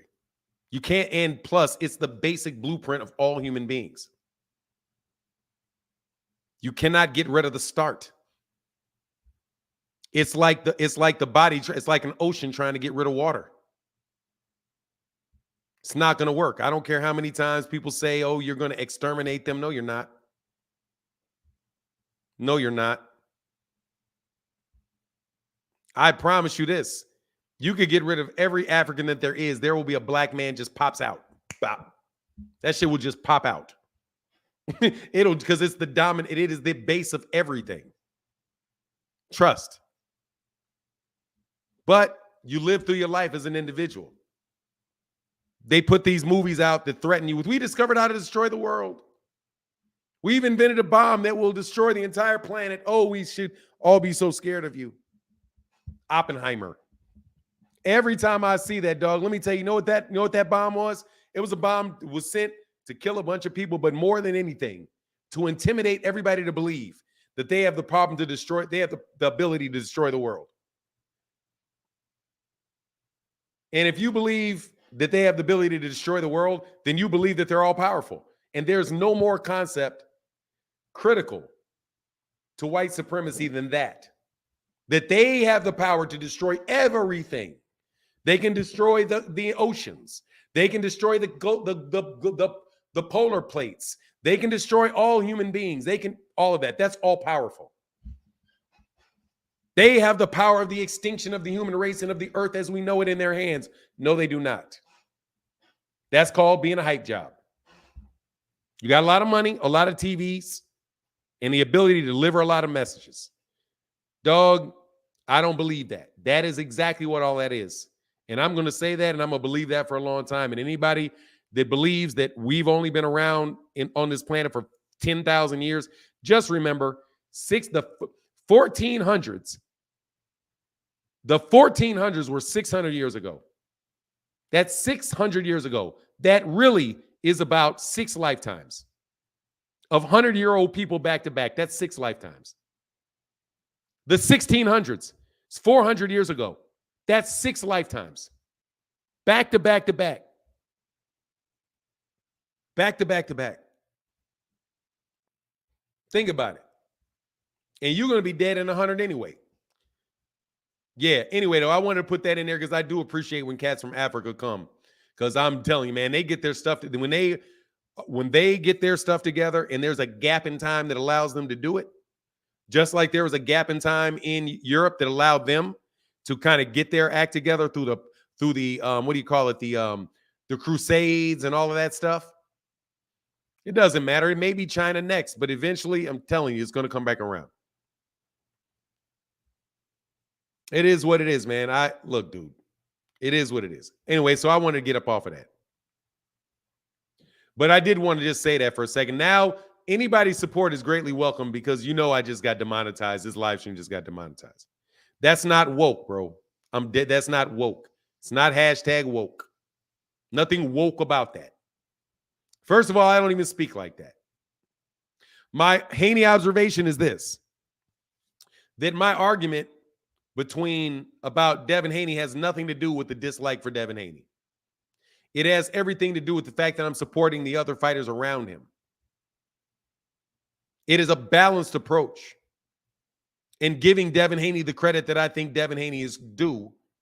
Also giving my insight on topics that come up in a conversation that I think is very, very imbalanced.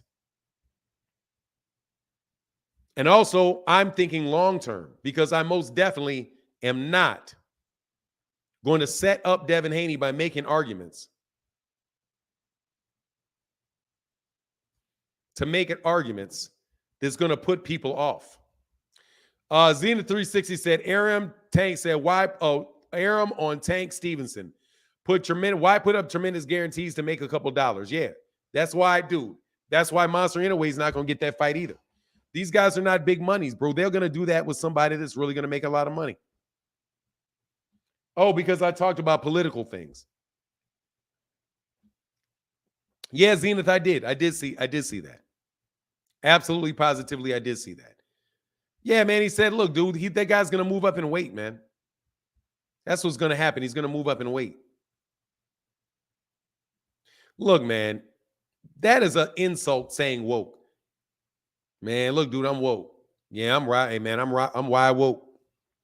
That's actually a phrase that's used by country people.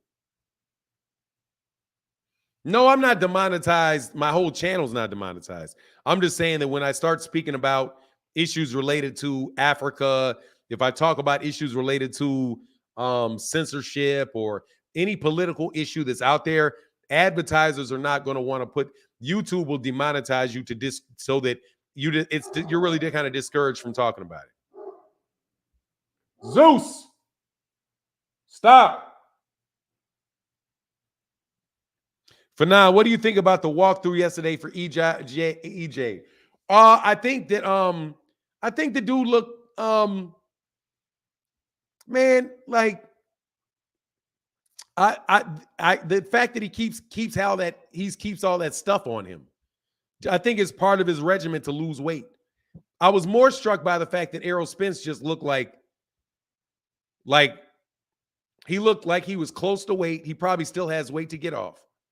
But, excuse me, I also found it was very interesting that the cheers were so much louder for Errol. So if Errol fans are the ones that are going to the fight, because Terrence Crawford, I'm telling you, these guys that talk like they support Terrence don't really support Terrence. They really don't support Terrence. Also, King, I might let you on as a co-host if you really represent them. If you were honest and you were telling me, yeah, dog, like for real, yeah, then I might actually let you be a co-host, man. I might say, let me have the King section of the show so that we can talk and discuss it openly and honestly. Rise is owed an apology. What do you mean, Kenneth? I mean, look, first of all, they trash those dudes.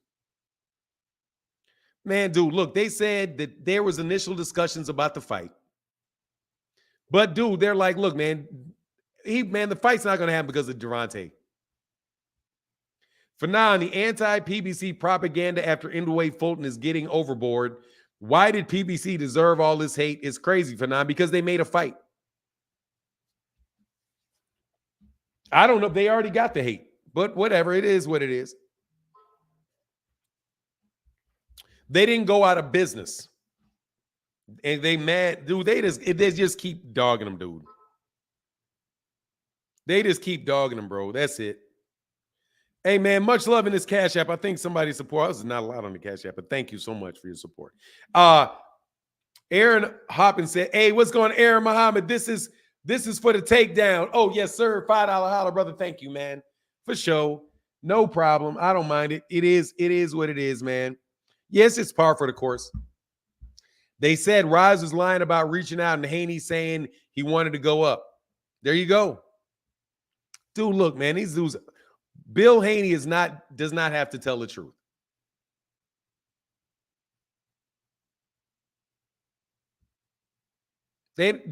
He's the promoter. He doesn't have to tell the truth, man. He's the promoter. His job is not to tell the truth. His job is to promote what's in the best interest of Devin Haney. He's an advocate for Devin Haney. That's his job. If you were talking to him and you were talking about something that didn't have anything to do with his son, dude's got a very good mind, very smart guy, knows boxing very, very well. That's why I don't think he wanted to fight Shakur. He's not silly. You can take that L right there, dog. You can take that L, Hold on one second.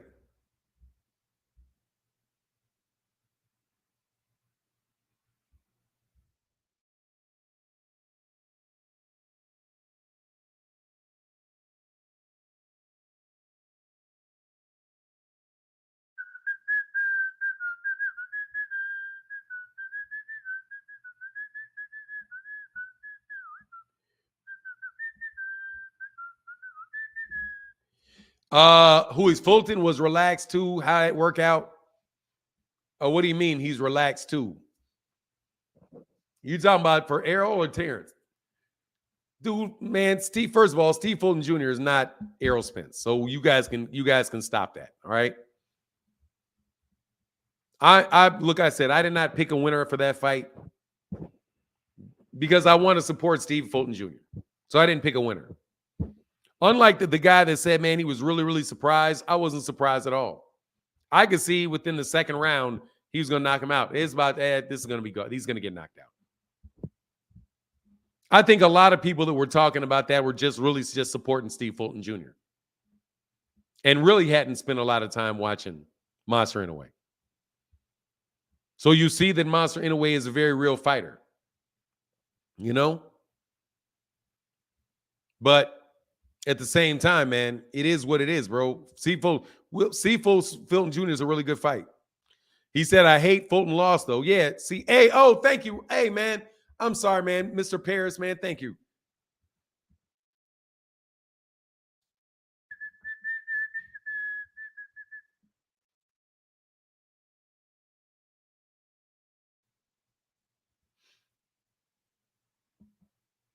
Hold on one second, man. I'm sorry.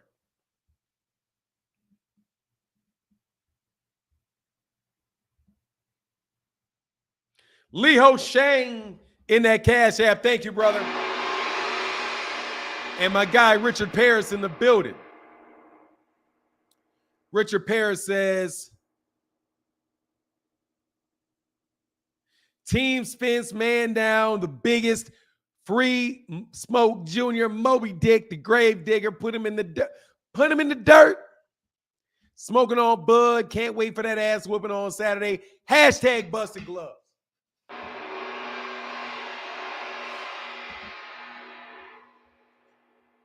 Hashtag busted gloves. Hashtag double hand.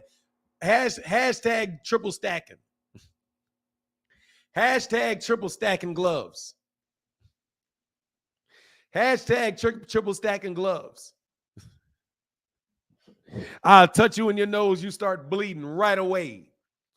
Yeah, sure. Hit the link, bro. Hey, man, hashtag busted gloves, man. Don't play with them gloves. Don't play with them gloves. Y'all better hope that was an accident.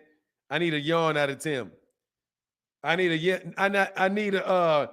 yawn out of little Timmy, dog. Big time. My guy, hey, El Chino 710 in the building with the $10 Cash App, brother. Thank you, man, for that support, bro. Much love. Thank you, sir. Hey, give me 1 second. I need somebody that wants some smoke, bro. I need one more. Hey, thank you, man. To my Pay Scott F. Much love in that Cash App, $5 holler, brother. Thank you so much. Hashtag Cheetos crunching. I'm going to give you my observation in a second, though. But I got to grab a battery real fast. Hold on one second. I got to do two things real quick. Hold on one second. Yes, sir. Hold on one second. I got to be right back. Nobody jumped on, though, but give me 1 second. Where is upper echelon when I need them? But hold on 1 second, man.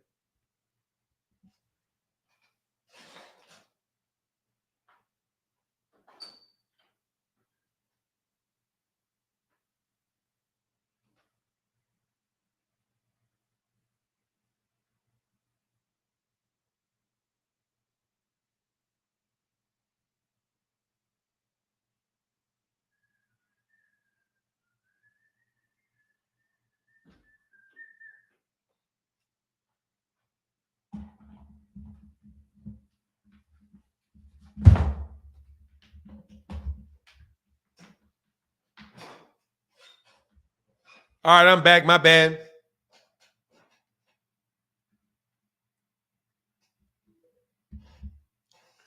Yeah. All right. Kamal Eyes agreed. They simply talking like crap on folks safely from behind their keyboards. Would love to see any of these folks talk crap to CB's president. Who's CB? You talking about? Who's CB? Ain't no way Fulton would really lose. What do you mean, really lose? Ain't no way lose. Dude, Monster Inoue is a very, very good fighter, bro. Ain't no shame in losing to Monster Inoue, especially in Japan. You know, especially in Japan. Like that right there should have clued you. You know, that right there would have clued you. And I'm telling you, these cats don't like that stuff over there, man. And Gervonta ain't going to Japan for that fight. So good luck with all of that. Now, as far as what I thought about the weigh-in itself, I'm not the weigh-in, the face-off. Look, dude, I think there's just so many people around Terrence Crawford and so few people around Errol. I find that interesting. I don't know if it really, I don't really know if it means necessarily really means anything. You know what I mean? Hold on one second.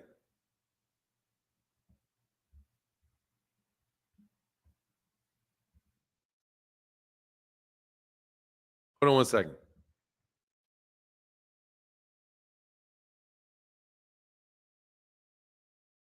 I'm going to make some Bud fans mad.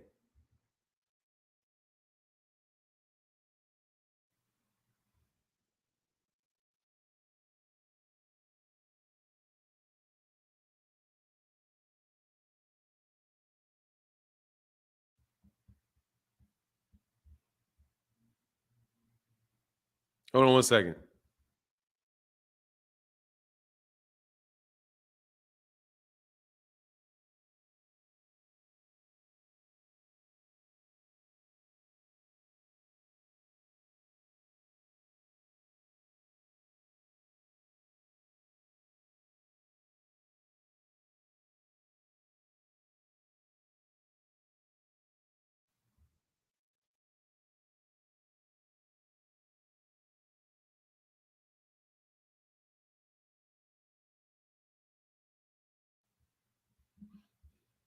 Hold on one second.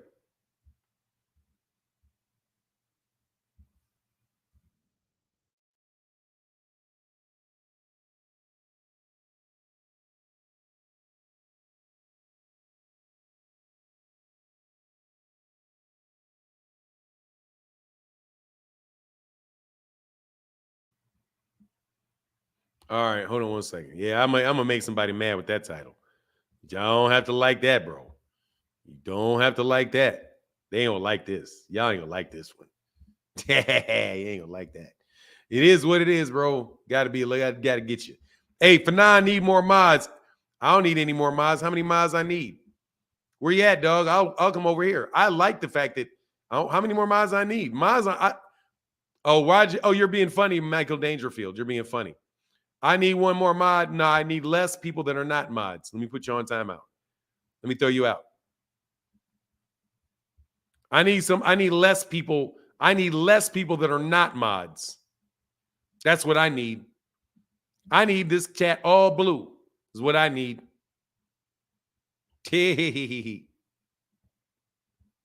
That's what I need, Mr. Dangerfield, since you funny. Since you out here funny. Getting how would you get? What they paying you, a dime a tweet? What they pay you, bro? They pay you a dime a comment, something like that. Dime a comment. If they pay you a dime a comment, how many comments would you need to have an hour to make minimum wage? So if they pay you a dime a comment, it will take you 10 comments to get to $1. 10 times 15. So you need to have like 115 comments an hour. So that would mean you need like 3 comments a minute. And you would have to be running like 3 or 4 different channels at the same time and recording them to make $15 an hour. So I think you probably need like a quarter a comment. It's more manageable about a quarter a comment. I really wonder how much you guys pay for that, because I know somebody's got to pay for that. And you got to be real close. You got to be real cool to get that gig.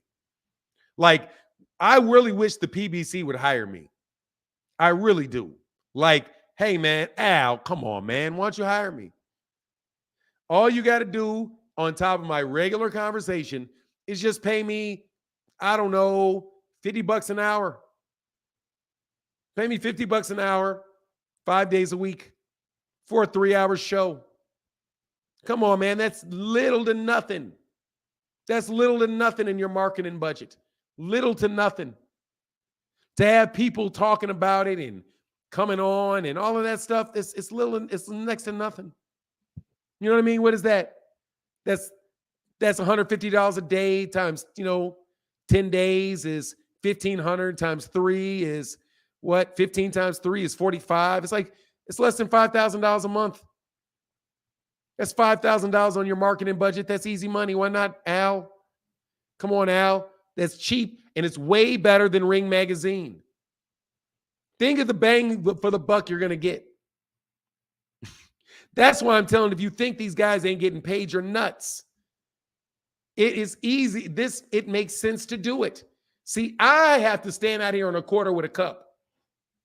Like, I literally, that's why they've been, oh, you out here begging for super chats. Yes, I am. Where's my cup? Because ain't nobody paying me, man, here.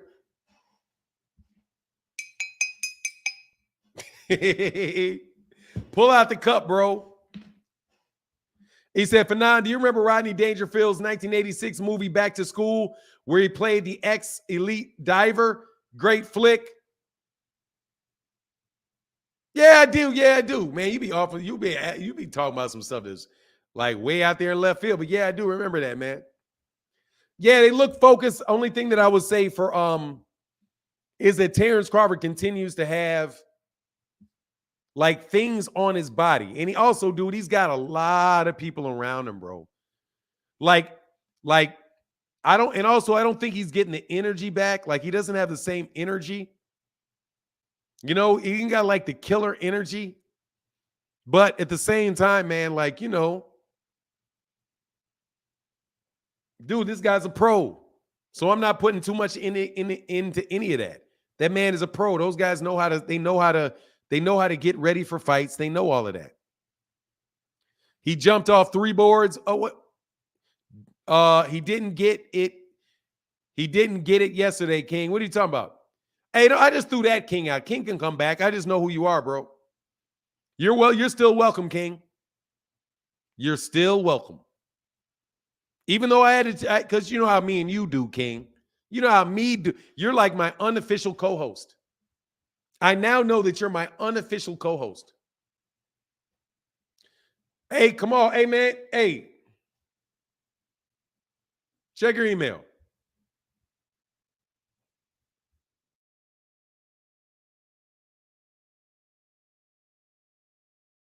Hold on 1 second, man.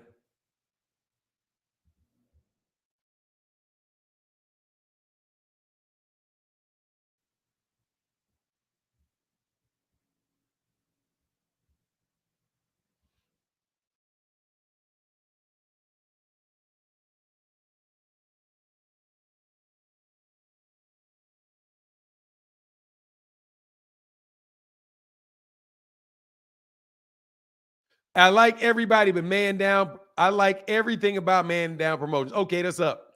Yeah. No, he's not Howard. Oh, God, no.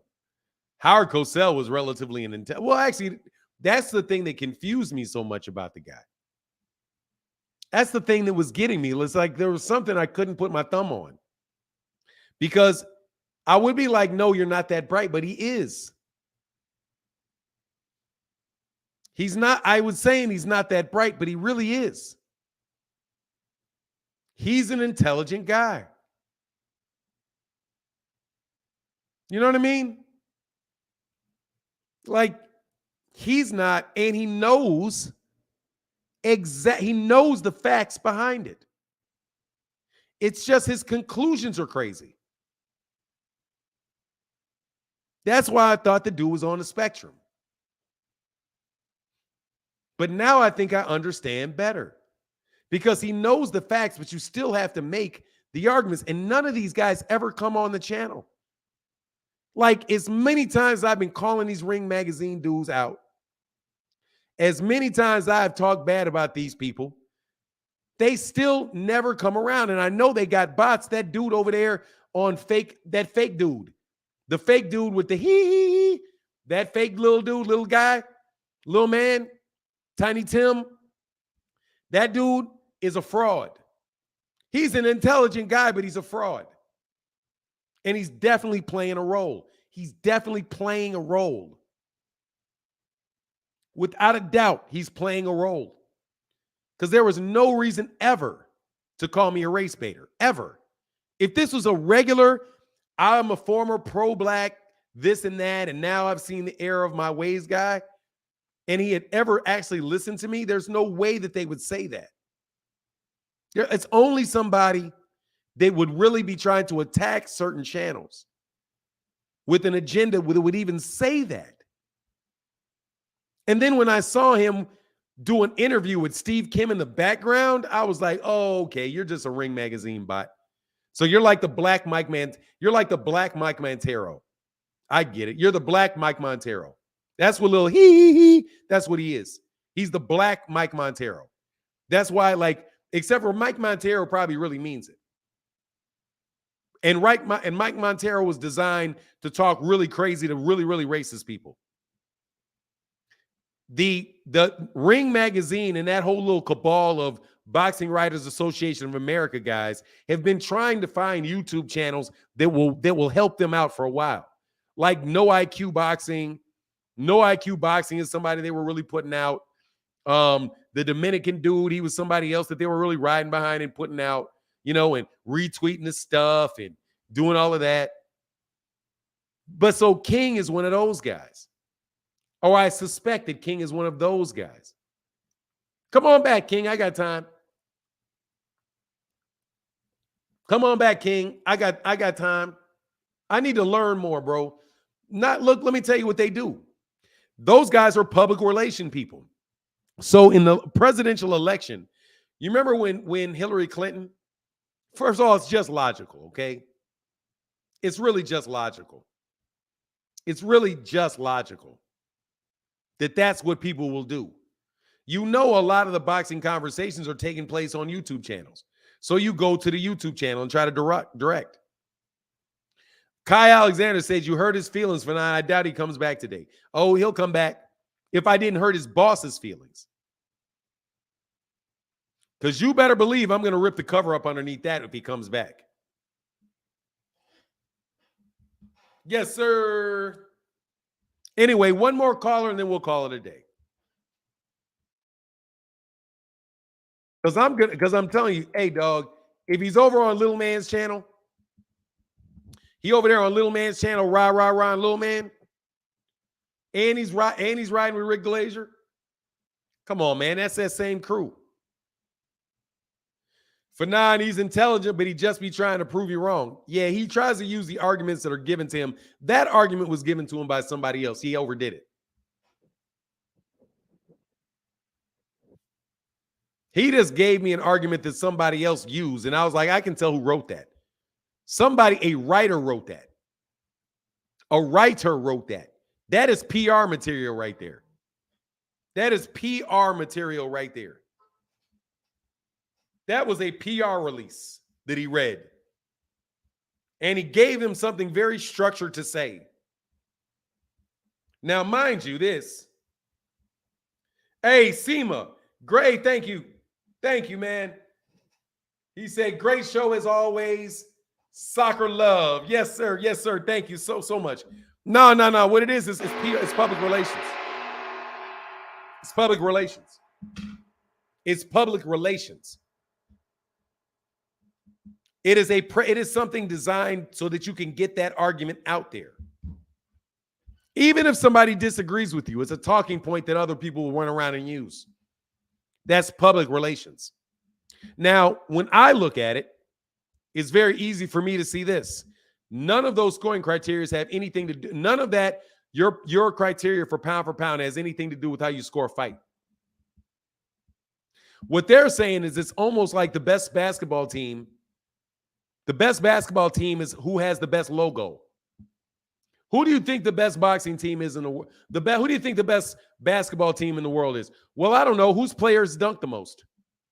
It depends on how exciting you are. It depends on how exciting you are. It depends on how much your logo, whether we like your logo. It depends on how many YouTube videos are made about it. It depends on how many of your players have won awards. How many of your players on your team have won awards before? You know what I mean? Not who wins the game, who scores, who has the most defense, who has the best balance between defense and offense. Who has the best balance between defense and offense? Who does the best job of scoring and keeping the other team from scoring? That right there is the basic criteria, because you always are either playing offense or defense. Who has the best combination of defense and offense? Right? Who has the best combination of the two? Well, the Chicago Bulls didn't score 30 points a game. Yeah, but they held teams to like 70. So they kept the other guy from scoring a lot. So you're not going to score as much. And then you can have that subjective argument from there. But the argument that they tried to put forth literally has nothing like how good your last 3 performances were. How good were your recent performances? You don't score a fight based on your recent performances. It's not a cumulative thing. Who has the best? I don't know what. What are your, watch this, the most accolades? What do you mean, like Ring Magazine champion? That's an accolade. It's totally subjective and given out by you, but it's an accolade. Who has the most belts? That's an accolade. But doesn't politics come into play with that? Isn't that heavily political? What is that? You don't score belts. You don't walk in the ring and say, oh, well, no, he won that round. Why? Because he has the most belts.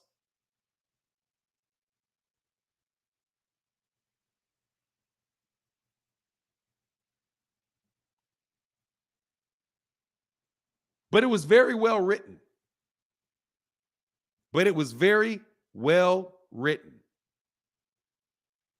And completely designed to make your fighters look good and to justify your decision. You're not actually basing on what happens in the ring. None of that. And the fashion in which he won. So if you value a fighter a lot and this guy got a knockout, that's more than somebody that fought a very tough fight against an evenly matched guy, but yet got the win. So you're rewarding blowouts.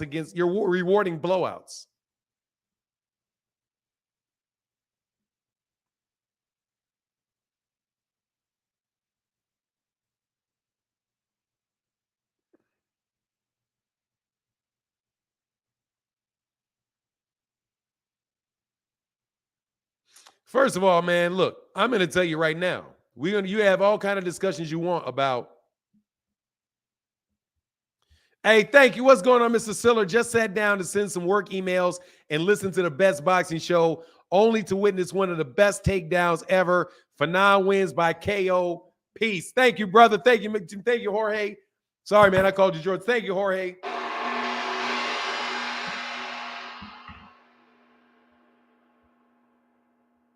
That's something Dan Rayfield would write.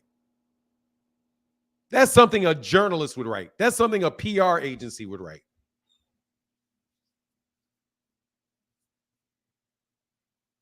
That's what a PR agency would do. None of that scoring criteria had anything to do with boxing whatsoever. And I got to tell you, it is kind of a nice refresher not to talk about Errol and Terrence the entire conversation. It really is. I mean, I enjoy it sometimes. So this has been nice, but I'm looking for one more thing. King, can you come back, King? King, I promise I won't yell or be mean to you. I promise. I promise. You remember when Devin Haney's cousins used to get on? Dude sounded just like he was from 100% Oklahoma. Ain't been back since either. Got mad. Somebody got on the phone with him and told him to get off the phone. Hey, do y'all remember when that dude, Fanon, about to ragdoll Kevin King again? No, man, I promise I won't ragdoll him. I promise I won't. I promise I won't.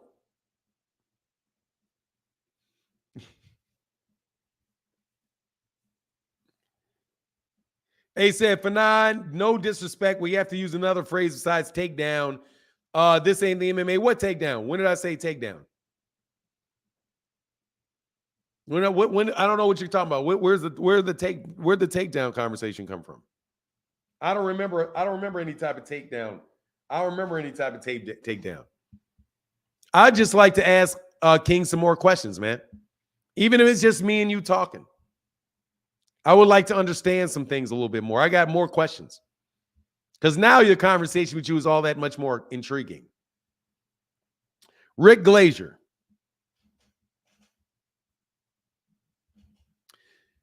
is nowhere near as smart as me. Let me help you with that. If you really see, because what I'd like to you to tell me. He said, yeah, right. No, I'm telling you, Rick Glazier is nowhere near as smart as me. Nowhere near. It's not even, honestly, it's not close. I've beaten up Ricky Glazier, little Ricky Glazier. I've beaten up little Ricky Glazier so bad so many times, dog. It's honestly, it's a joke. It was in your last super chat. What is that?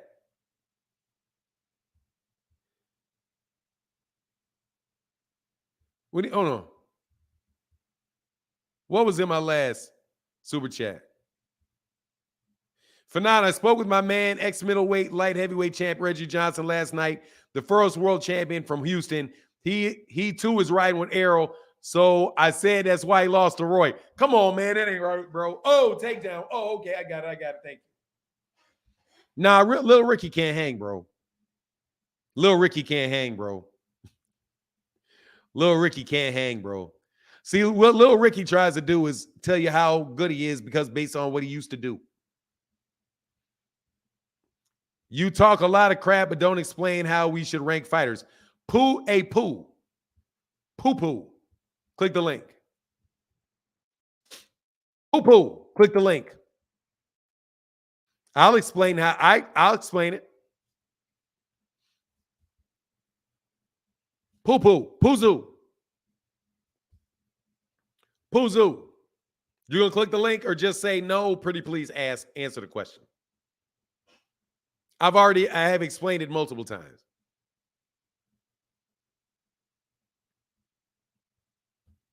How do you score a boxing match? Start right there.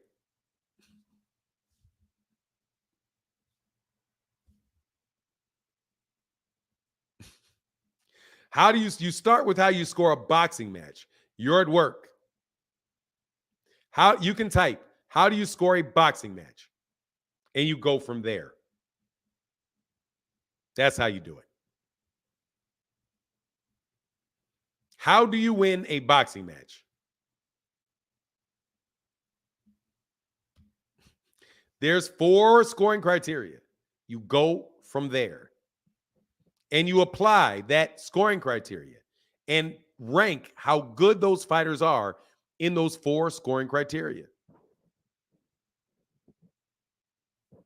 Who's the better basketball player? Michael Jordan or LeBron James? Who shoots better? Who's the better scorer? Who's the better defender? Who helps their team play defense and their team play offense the best? That allows you to have a conversation. Who is the most successful basketball player is easily Michael Jordan. That's who's the most successful. Michael Jordan is the most successful basketball player. He was more successful as a basketball player than LeBron. And I don't think you're going to have any argument about that whatsoever. For me, who is the most successful basketball player between the two of them? It's clearly Michael Jordan who's the most successful basketball player. I said between the two of them, who is the most successful basketball player? No, he doesn't have way more accolades than what accolades? How do you determine success in basketball? Who wins the most championships? Who's won the most championships? Michael Jordan has. Easy. Who has lost in the finals more? LeBron. LeBron's team have lost. I think LeBron's been in the finals more and lost more. Dude, that's Bill Russell. We can talk about Bill Russell, but you've never seen Bill Russell play. So how are you going to do that? That's Bill Russell. I could talk about Bill Russell and say Bill Russell's more successful than either one of them and was a better player. My dad still says he is. My dad will tell you in a second that Bill Russell's a better player than all of them. There are people who watch Bill Russell play that believe Bill Russell's better than all of them.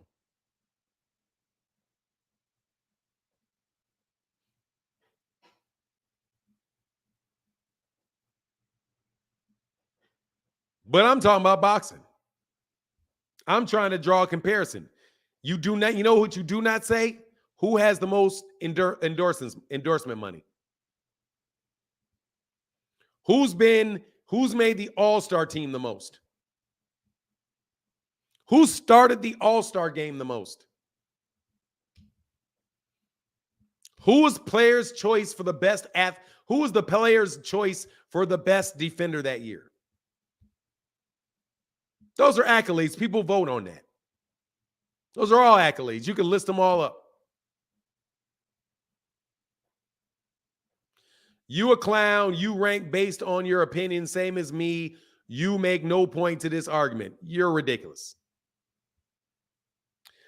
You're a moron. Pound for pound is most definitely an opinion. Idiot. It's 100% an opinion. It is. Of course it's an opinion. What is your opinion based on? Now, you may think that you think Michael Jordan is a better basketball player than LeBron James because he has a higher vertical. You may think LeBron James is better than Michael Jordan because LeBron James won championships in the Eastern Conference and the Western Conference. You can come up with any kind of thing.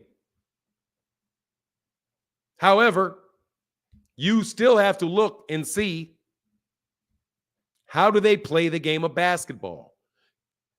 Scoring the basketball, and defending your goal. If you do not include defense and offense in your analysis, you care about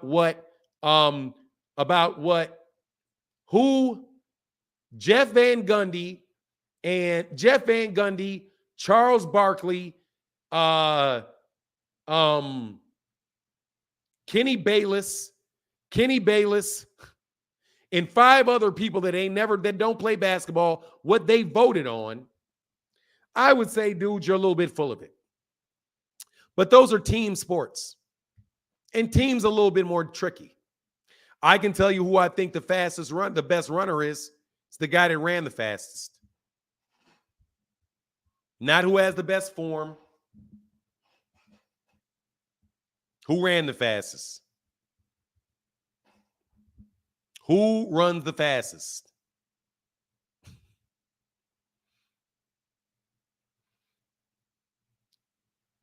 Dude, Jordan needed Pippen and Phil Jackson. LeBron needed a coach, and player. Let me tell you something, Incel. There's not a basketball player that does not need another basketball player and a coach in the game. LeBron James needed a coach every time he plays.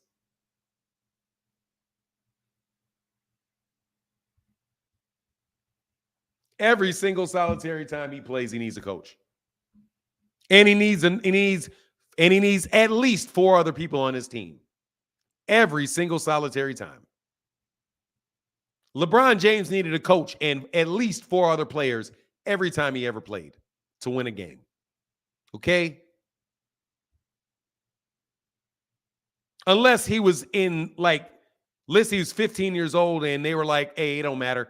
Throw LeBron in. We only got 4 players show up. Just 3 people in LeBron. 3 other people in Jabron. Dude, you're getting out of here, King Solomon. I don't want to hear you. Bye.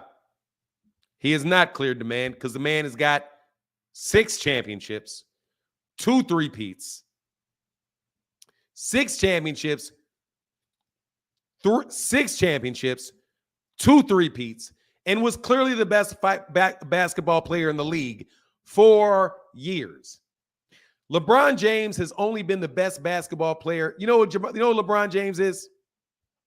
LeBron James is the Jay-Z of basketball. Very good, but he's never been the best.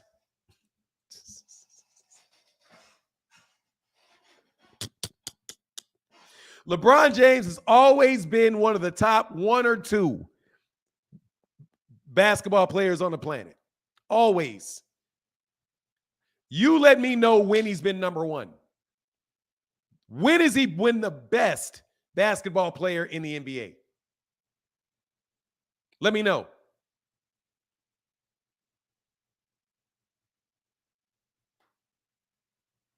I'm not going to go through all that conversation about how Jay-Z is always near the top, but there's always somebody whose albums are outselling him.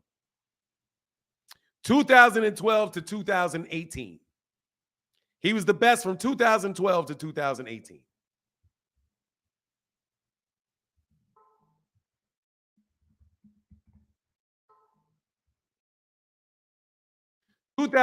So for 6 years. Let's look at this. Golden State Warriors beat the Cleveland Cavaliers 2 times in a row.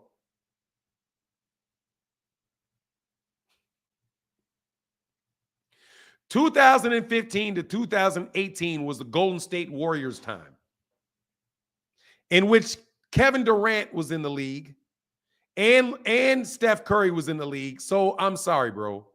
Why in 2012, Miami Heat, 2012, 2013.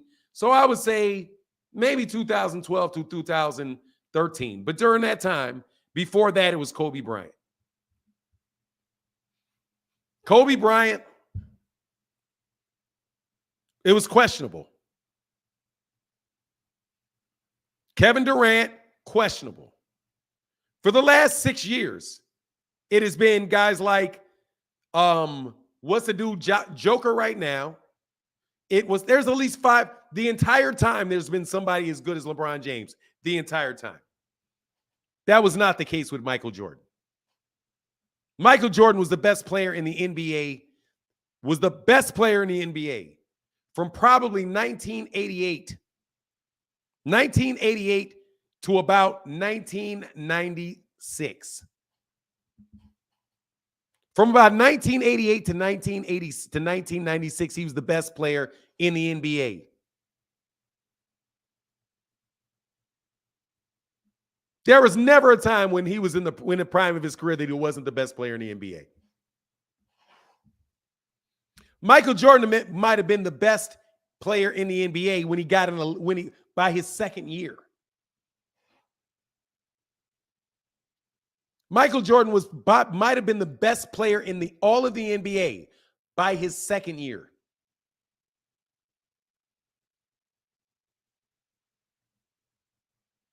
All the way to 1996. I think he was the best player in the league from about 1985 to 1996. I don't think you can name anybody playing in the league from 1985 to 1996 better than him. No, he didn't win. Neither did LeBron James. What do you mean? Neither did LeBron James. LeBron James did not win an NBA, did not win a championship. Let's go through the years. He turned pro in 2020. 2000. He didn't win in 2021. He in 01, 0, 01, 02, 03, 04, 05, 06, 07, 08, 09, 10, 11. How many years was LeBron James in the league before he won a championship? Was he like 11 years in? I don't know. Let's go look at LeBron. I got time.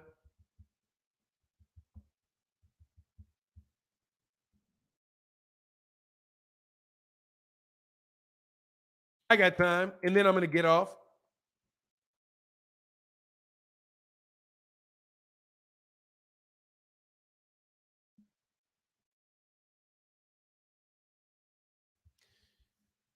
Oh, 2003, 2004. I'm sorry. So let's go. Let's get back. 2003, 2004. So let's see. So he did not win in 2003, 4, 5, 6, 7, 8, 9, 10, 11.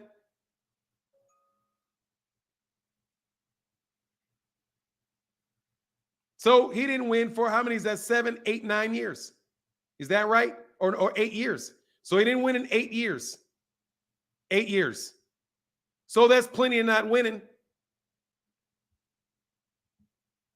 Then he won 2.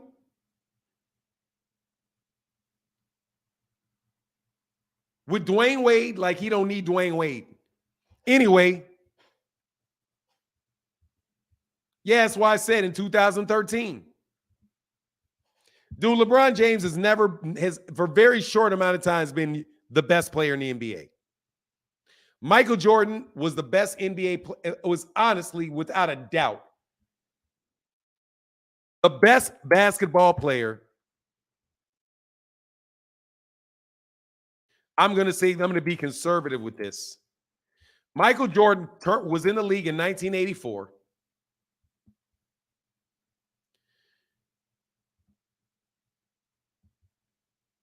Michael Jordan came in the league in 1984. He was the best player in the league probably from 1985 to 1996 straight. Actually, the 97-98 team. I'm sorry. 97-98. He was without a doubt the best player in 1985, in 86, 87. 88, 80. Who was better in 86 and 87 than him? Nobody. Who was better than him in 87 and 88? Nobody. Who was better than him in 88, 89? Nobody. Who was better than him in 89, 88, 89, 88, 89, 90? Nobody. 91, 90, 91? Nobody. 91, 92? Nobody. 91, 93? Nobody. He skipped 93, 94. Came back. Who was better player than him in 94, 95? Nobody. 95, 96? Nobody. 96, 97? Nobody. 98, 99? Nobody. No, he was the best player in the league in Cell. And by the way, guess who else didn't win championships during all those years? LeBron. Guess who didn't win a championship last year? LeBron. No, Hakeem. Yeah, you out here lying. Hakeem Olajuwon. Hakeem the Dream is a better player than LeBron. Give me the dream. Anyway, though, that was fun. Come on, nothing. Hey, Michael Jordan won an NCAA championship too, to boot. No, he didn't. Listen to what he said. Incel is trying to say that he's trying to discredit Michael Jordan for the years he didn't win a championship. And saying they don't count because he wasn't the best player in the league because he didn't win a championship. So what I'm doing is I'm applying that logic to LeBron.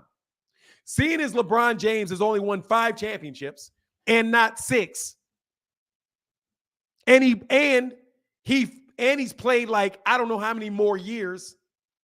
Yes, I have. Fanon, have you seen MJ play live? If so, what was the experience like? Honestly, I saw him get eaten up by Isaiah Thomas. I can't lie. I saw his ass get eaten up by Isaiah Thomas. Shit was weird. Like I saw Michael Jordan play in the Push Excel game in Chicago. Michael Jordan was there. Isaiah Thomas was there. Magic Johnson was there. Dominic Wilkins was there. Oh, LeBron only won 4. I'm sorry. He's only got 4. So yeah, he's out there 4. I'm telling you a lie, dog. I saw Isaiah giving them boys the work. I saw Isaiah Thomas go bananas on him, is what I saw. He can't guard Isaiah. I was like, damn, he cannot guard Isaiah. That's why, dude, I'm telling you, that's one of the reasons he don't like Isaiah, bro. He cannot guard Isaiah. He was in his prime, could not guard Isaiah, dog. None of them dudes could guard that man. I'm telling you. Y'all think like people that don't talk about, yeah, and he lost in Cell. Yeah, he's been to 10 finals and he lost. And he's got 4. He got a losing record in the final. That's called being a loser. That's called being a loser.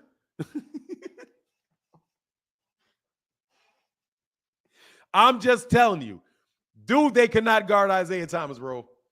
I'm just telling you, man, that's the only thing that really stood out for me was that, god dog, y'all cannot guard Isaiah Thomas, save your life. Like, you can, dog, they could not guard Isaiah Thomas to save their life. None of them, bro. Hey, my bad, man, my bad. Let me go. Let me get it. I'm sorry, man. Let me get it. Oh, my bad. Hey, Timmy Chips, much love, brother. Marcus E in the building said, thanks for this boxing talk. Hey, man, thank you, Marcus E. Said, hey, keep grinding these boys like good old indoor. Also, I have been approved to be wrenched up. Need that too. Oh, you got it. He said, you all you had to do is ask for one, bro. And my guy, Steph Brown said, my coworkers can't stop laughing about that roast session you put on King. These lives these past couple of weeks have been some fire. Be well, sir. Hey, thank you, Steph Brown. Hey, no worries, bro. These dudes be talking like crazy, man. And Steph Brown in the building again said, Thomas Hill, Fahim, John Boy, and Cal, cool it. Let me get this. Said he said. Put a comment in the comment section, then I'm going to roll out. Please put that comment in that comment section, brother. Please. Oh, man, much love. Jamal A in the building said, the internet, bro. Much to the internet. Chat. Thanks, out. Thank you, brother. Okay, I got you. Hold on. Where you at? Where's my thing? Where my thing at? Hold on. Oh, there it is. Said he said at the end. Hold on. And then my guy, much love, brother. Thank you, man, for that support. And then my guy, Mr. Ramsey in the building with the $10 house said, J606 in the finals, no game 7, losing record in the finals. Exactly.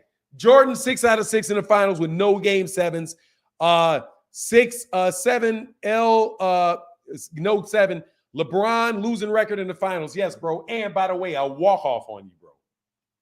And walk-offs on you. And walk-offs on you, bro. And walk-offs on you. Let me put that out there too. And walking off on you, bro. And let me actually check you first before this dude jump in here. That's why that dude would jump on here and try to destroy my chat like that. So we invented a system where they can't do that anymore. That's why them dudes used to jump on there. Okay, yeah, Seti's. Oh, that's Seti. Oh, okay, yeah. Oh, for sure. That's you, brother. I didn't know that, bro. Okay, I'm tripping, man. What's up, man? You be coming on the live stream and everything. There you go. That's why we I invented the system of giving everybody wrenches. So I could keep people from King from getting one, and they can't troll the chat no more. So they had to switch up their game. Timmy Chips, great live today. Much respect. Thank you, brother.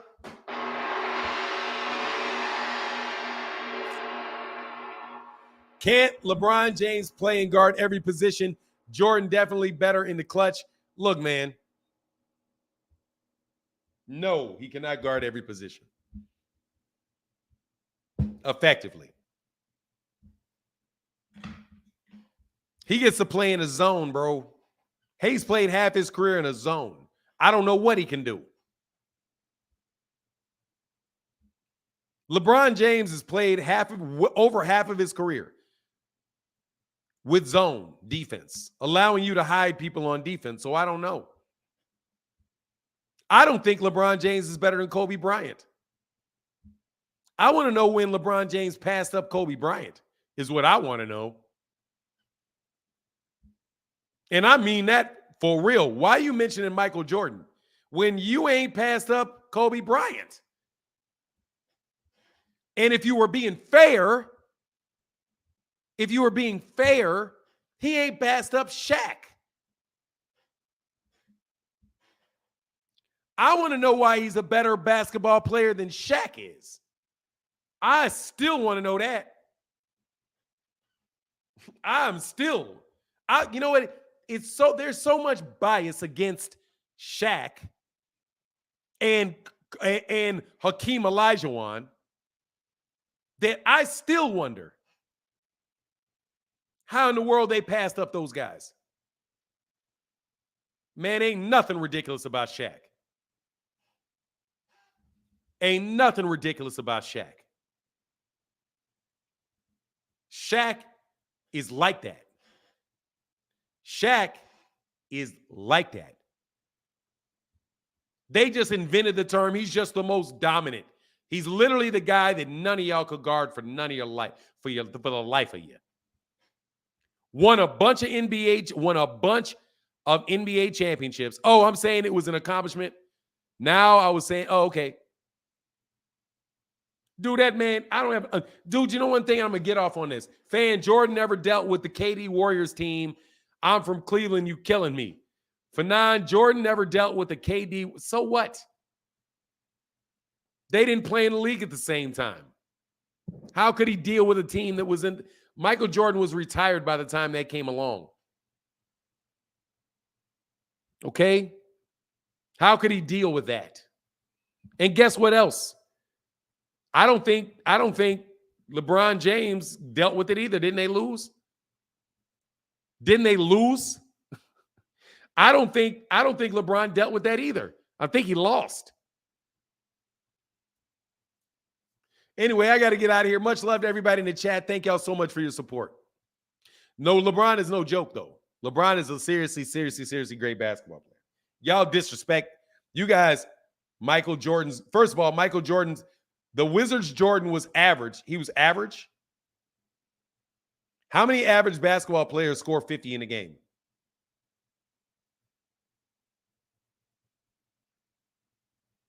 LeBron gets to pick his teammates. LeBron James literally picking his teammates.